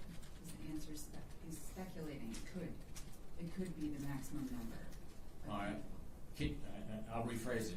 Can you think of the highest maximum number possible in any one given day for this chamber? From what I can recall, that would be 10. 10. Yeah. The highest in any one day? From Yes. what I can remember, I remember that there was some days it's like, wow, there's 10 people. In For some- one chamber? Correct. Okay, so if it's 90 minutes, we're looking at 10 hours, basically 15 hours in one day. 6 to 6. Yeah. 15 hours. Mm-hmm. Is that a yes? Yes, that's correct. Okay. Was that an extreme? Yes, I would say that was infrequent when that would happen. That would be infrequent. Yes. Your normal day anywhere varies based on business. Correct. Yeah. And you were just paid a salary, correct? Correct. You didn't have some incentive there, correct? Are you referring to if more people come in, I would get You paid get a more? bigger bonus or something? No. No. The culture there was about safety, correct? Yes? Yes.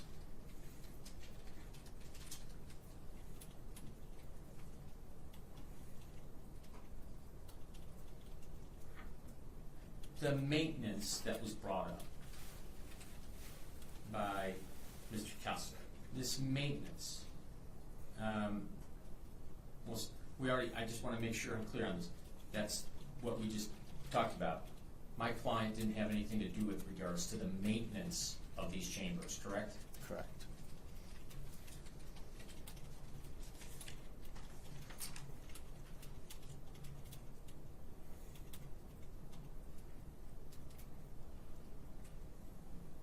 You worked there for 10 years? At the end, yes. Mm-hmm. You can state to this court unequivocally, based on your knowledge and knowing my client, Mr. Marken, he would never instruct you to do something or intend to do something that would harm another human being, would he?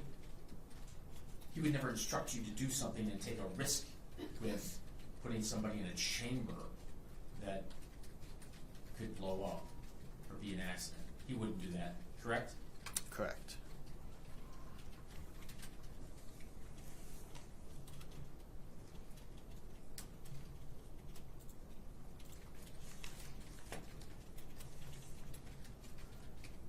I know you got an agreement of immunity in this case.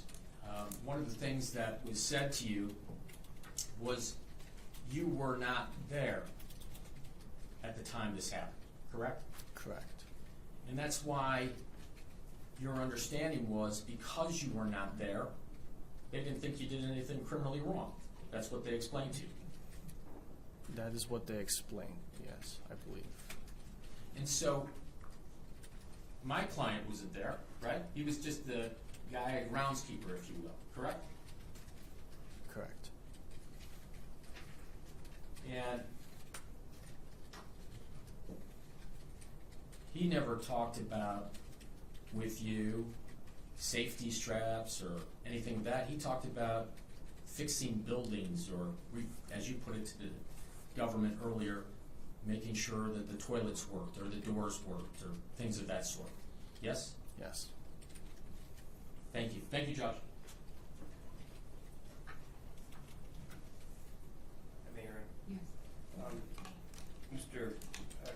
Mr. Kessel asked you about a conversation between Seacrest and Tammy about a chamber being over 20,000 counts. Remember that? Yes. It's fair to say that you never placed a patient in one of those three chambers where the count was over 20,000, correct? Those, which three? Because we had new ones. Which ones are you referring to? Any of them? Any of them? No. So you never placed a patient in a chamber where the count was over 20,000, fair? Yes, fair. Okay. At the time that the conversation occurred, is it fair to say that two of the older chambers had been replaced with new ones? So, can you remind me of the timeline? Sure. I can't do that. So. Oh, okay. I can't put. So you're saying regarding previous conversation, you said 2022 is when they're claiming that. Let me do it a different Sure. way because you can't ask me questions. Okay. Mr. Kessel asked you questions about a conversation that Sechrist had with Tammy, where Sechrist was saying, hey, one of the chambers is over 20,000, right? Yes. You're using a chamber and its count is over 20,000, right? That, yes. Okay. But you knew that was false because none of the chambers were over 20,000, and you would never put a patient in a chamber over 20,000, true? True. Okay. So Sechrist was wrong, true? I'm going to object, Your Honor. That Based on your observations. Except Judge, he said he did, I don't think, he said there was conversation that he never saw it, I think is specifically what he testified to. And if I'm mistaken, that's fine, Judge. But See, Sechrist can say it's over 20, but when I ask somebody who's in the room, and then I think, I'm just trying to pick apart the testimony here. I thought he previously testified that he had no idea what the count was on the date of the incident. No, he said here he would never put a patient in over 20,000. Not that he didn't know if it was 10,000, 15,000, 19,000. That's different than him saying answering the question. I would never put a patient in a chamber that was over 20,000. Sure, he follows the protocol. And he didn't do that. nor would you allow as co-manager a chamber to be used over 20,000, true? Yeah, wait, yeah, Judge, I'm sorry, hold on, I think there was still a hanging objection out there. I'm sorry, Your Honor, I was premature, I apologize. Okay. Can you see the basis for your objection again? Sorry, there's another, you kept going. And I'm not sure if this question is replacing the question that he had attempted to ask that you objected to, so. It's not, I guess I'm trying to get a better sense of what's happening here, because we've had a lot of rephrasing to avoid objections, which I don't mind, but I think the record should be clear if we are rephrasing or you were assuming that I had made a ruling and just were continuing on. So could you please just clearly state the basis for your objection again? Sure, well, Judge, I guess my issue was that it sounded like the question was about specific count numbers, and the witness sorry, Judge, I'm having a moment here. The witness said that he did not pay attention to specific count numbers other than when he was asked to. And it sounded to me that Mr. Gleason's question was asking him to admit about specific count numbers when that's not a fact, it's an evidence. So maybe I misunderstood the question, and maybe Mr. Gleason wants to ask it again. Maybe I misheard it, but that was how I heard it. I thought your general question was, would you put someone in a machine that had over 20,000 dice on it? That's correct. Then maybe I misheard it. And he said no, Right. because he's testified that that would not be the policy that he's Sure. believing he should follow. So we're gonna leave that question and that answer, if I have it clear, that's what you're Yes, Your asking, and that was my understanding. Yes, Your Honor. And you had a follow-up question. I did. Could you ask it again? Yes, Your Honor. As co-manager of that facility in Troy, you would not allow any tech to use a chamber if the count was over 20,000, right? Correct, yeah. Now, are you aware in your 10 years at the Troy facility, and I think you answered this already, but I want to be sure, are you aware of any instance where the chamber was used any chamber was used with a count over 20,000? I'm not aware, no. At the time that Seacrest communicated with Tammy, to the best of your recollection, were any of those three chambers over 20,000? So, no, I don't believe so. Thank you. When Seacrest came out for maintenance to look in the chambers and do what they did, the grounding straps were not connected at that time, right? That is correct. And so with the Seacrest doing their maintenance, they would see that, right? Because it was right there. Your Honor, I guess I'll object. It calls for speculation, as we talked about earlier, what they would see. Was it apparent to anyone looking at the chamber that the strap wasn't there at the time Seacrest was there? Yes. Okay. Did any of the Seacrest employees say to you, "Where's the strap"? Yes, they would. Okay. And what did you say?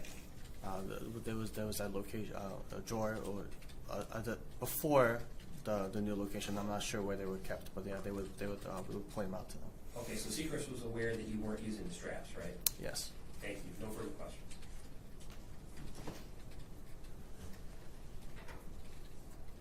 I swear briefly, Judge. Mr. Geng, Mr. Flood asked you a number of questions about Mr. Marken not being involved in maintenance or the scheduling of the maintenance of any chambers of any kind. You recall those questions? Yes. Okay. And lest there be any confusion, Judge, I'm referring to People's Exhibit 10. Did you know that Mr. Marken was involved in the scheduling and the billing of maintenance in September of 23? Did you know that? September of 2023? Yes.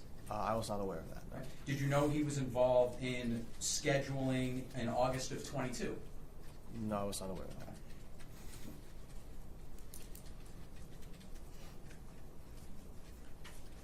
So, based on that question in that exhibit, would it be fair to say there were things Mr. Marken did that you didn't know about?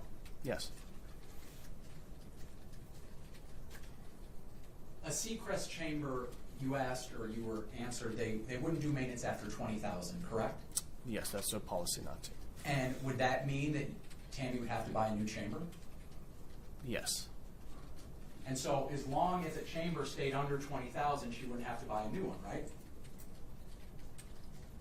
I guess, can you rephrase that? It's okay. You said you would never put someone in a chamber over 20,000, correct? Correct. All right.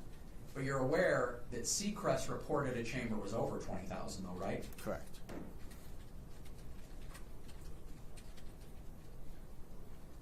Nothing else, Judge. Thank you.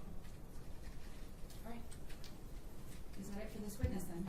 Yes, Your Honor. All right. Yes, thank you.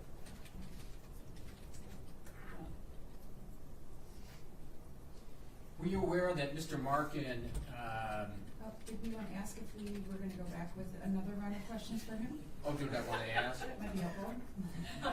Judge, I thought you were trying to do time delay. No. Oh, No, we're good with this witness as far as I'm concerned, unless there's something that needs to be addressed specifically that would open this witness back up for redirect and recross. I'm good, Judge. Okay. Any objection to this witness being able to step down and be excused? No, Judge. Anyone? I didn't hear what you said, Judge. Any objection to me allowing the witness to be excused? No, thank you very much. Thank you, Mr. Geng. No objection. Thank you so much, Mr. Geng. Thank you, Sam. You go. Okay. All right.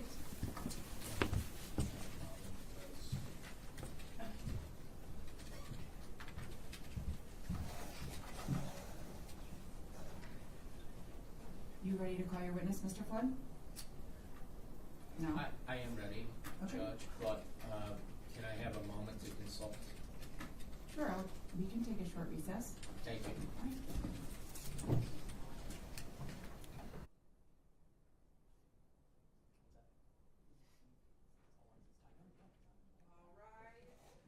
Court is now in session. Honorable Maureen McGinnis presiding. Thank you. Be seated.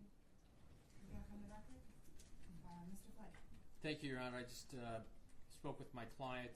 I do have my witness here, Mr. Kistner. I spoke with my client, Mr. Marken, if you would stand, please, and his family and support. And we've discussed the pros and cons at this time, and we're not going to be calling this witness at this time, Your Honor. Okay. Based on the testimony that has come in already, it would be cumulative. We're just not going to call him. You agree with that? Thank you. Could you just speak up so I can hear you? Yes. All right, thank you, sir. Thank you. Thank you, Judge. Were there any other witnesses that any of the defense attorneys intended to call on behalf of their clients at this time? No, Your Honor.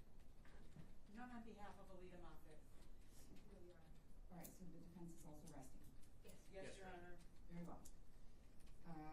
So at this point, we did have some preliminary discussions about the course in which the case would take when the testimony finally concluded, which it has today here at 2:50.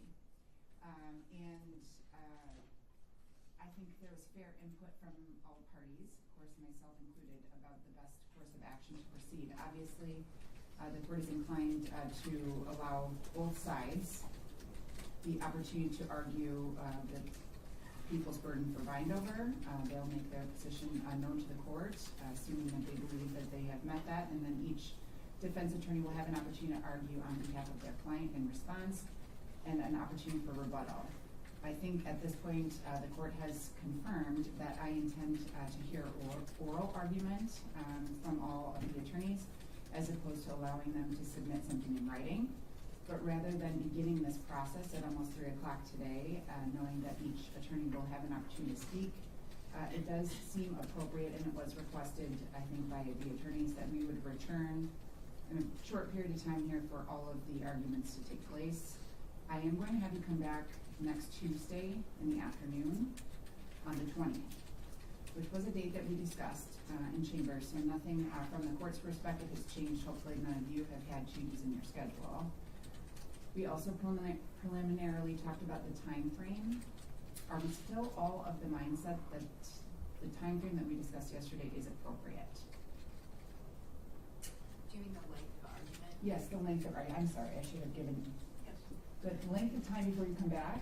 I don't know that there was 100% consensus, but I think it worked for everybody. But the actual length of time that you would be permitted at the maximum to make argument, we talked about a time yesterday. Are we still, if anyone has given more thought, are we still of the mindset that this is likely an amount of time that may be utilized by all parties? Yeah, that's still good by me, Judge, by the people. Okay. Just so there's a clarification, Judge. We talked about 40 minutes. 45 minutes, I think. 40 to 45 minutes, yes. Right.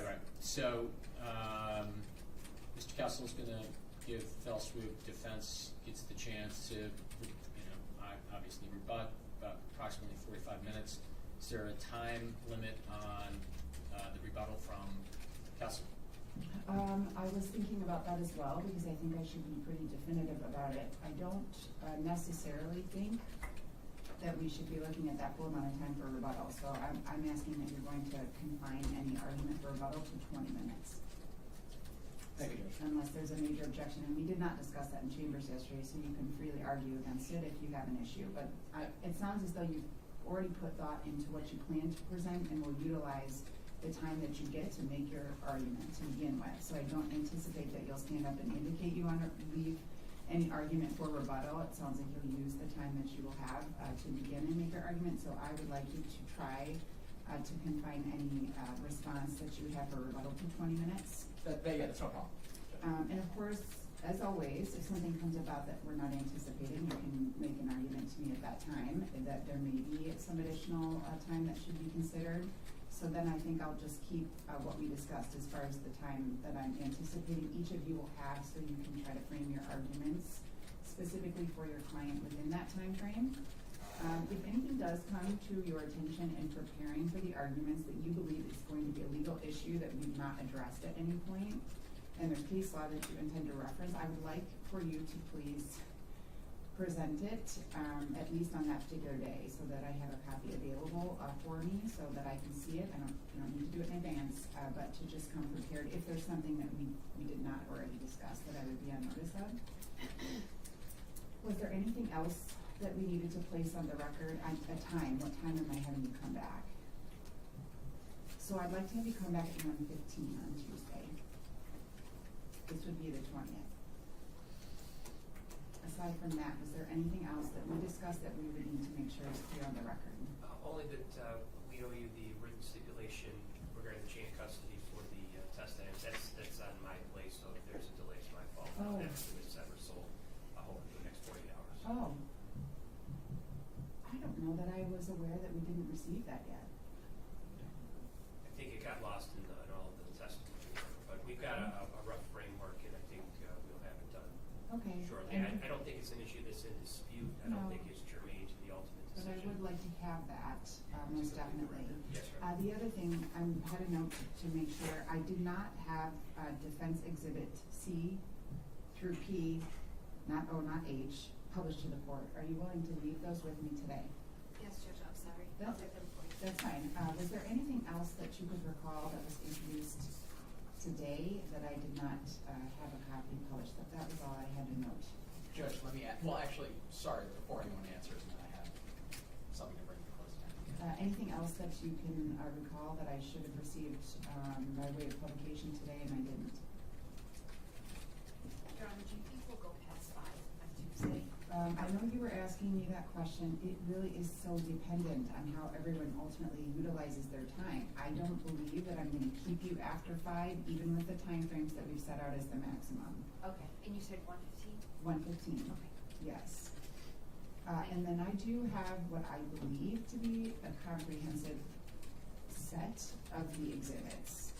When we're done here, I'm going to start to go through them and make sure that I have everything in line with what's been admitted, and I'll just circle back to make sure if there's anything that I don't have. I believe that I have everything that has been published to me at this time. To that point, Judge, what I was going to say is, so every exhibit electronically is on this flash drive, except for all of the prior treatments, which is on this flash drive, would you like me to leave those with the court or no? Just to be thorough, I guess, just in case you realize maybe there's, because, I mean, there were some things, obviously the videos, I know some you've watched, I don't know, some you might want to read. Yes. Yeah. So I don't know that I received a flash drive with the treatments, the one that was referenced with the testimony of Detective Whiteside. Yeah, that's this So, one. but that is the exhibit, so I Correct. never received a different copy of that. I would like that. Yes, Because I that, approach. yes. The other one, I'm never going to object to be given an organized electronic version, but I don't know what the defendants would say because I'm not sure if they've had a chance to review it. As long as we get a copy of what's provided to the court, much as if they file a brief with exhibits attached to it, I have no objection to that. So we can, without putting you on the spot, can we put a pin in that, and I can go through what I have here on paper? Yeah. And if I believe that I have everything on paper, which I'm a paper person, so it's getting printed anyway, I don't know that I would need that, and then we can save the hassle of having it copied for everyone, and then an opportunity for them to review it as well. But if I determine that I'm missing something and we need to revisit it, we could have that as an option. Or, I mean, ultimately, Judge, if there's something, for some reason you're missing, I can just email it to your clerk and then you Sure. can do that. I don't have a habit of misplacing these things. I just want to make sure that everything, sometimes when we're going through the testimony, of course, like with the photos today, right, it's submitted, but that publishing of it to the court can sometimes be overlooked. So I just want to make sure that I have everything in my possession before you come back next Tuesday. Anything else that we need to place on the record before I excuse you for the day? Just real quick, Judge, one other thing. Mr. Gleason and I think, I know this is I know, Judge, you've been peripherally aware of this regarding the paint team issue with Ms. Peterson. Yes. I believe we've also come to a resolution on that issue as well. Okay. Just to let the court know so that, obviously I want this done before, hypothetically, there's any bind over, we have to deal with the circuit court judge and so on and so forth. So we've resolved that issue. Okay, so by resolving that issue, will it result in the court order that you're going to ask me to review, or is it something that you've been able to come to an agreement on and memorialize No, Judge, yourselves? I don't think, and I apologize, Judge. I don't think we need a court order. I think it was more the review policy was that if there were any disputes, we would bring them to the court, but I think the one dispute we had has been resolved, so there will be no disputes and we can get that moved. Right, that's true. I think we have a gentleman's agreement there. Okay, and then just, because I'm sure the question's going to come up, I anticipate that if we utilize the time that I'm setting aside for each of you to present your arguments to the court orally on Tuesday, it could be the end of the day, before we reach the conclusion of everyone's arguments. Don't feel as though you need to take up that time, but you have it if you need it. So I'm not making a guarantee that I'm issuing an opinion on that day, and I've not decided if I'm going to issue it orally or if I'm going to issue it in writing. So I just want that to be, I guess, available information to the public whom I know is seeking information on that decision. And of course, it's going to be very dependent on the arguments that I hear, the length of time that it takes for us to get through those arguments. But of course, I believe that's everyone's goal here, even though this process has taken longer than most cases, that it was important and necessary for us to get to the conclusion of the testimony and ultimately the decision that I'll be making. Did you have something else, Mr. Flood, that you wanted to place on the record? Just a couple things. Judge, transcripts from today, I don't know. You can absolutely request them. There is no way that they would be ready for you by Tuesday of next week. It would be physically impossible. Okay. I was just asking. It's helpful, obviously. Two, Judge, I got an old exhibit list with regards to, is there a chance we can get an updated, maybe an email of the updated exhibit list? I'm going to go through with my court recorder myself to make sure I have what's been published or has been admitted and should have been published. Right. So we'll have to draft that document anyway so that I have it for myself and I don't have any issue sharing that with all of the attorneys so you have the same information that I have. That's all I have, Judge. Thanks. Anything else? No, thank you, Judge. No, Your Honor. All right, thank you. I believe that we are in recess at this time and done with the case for today.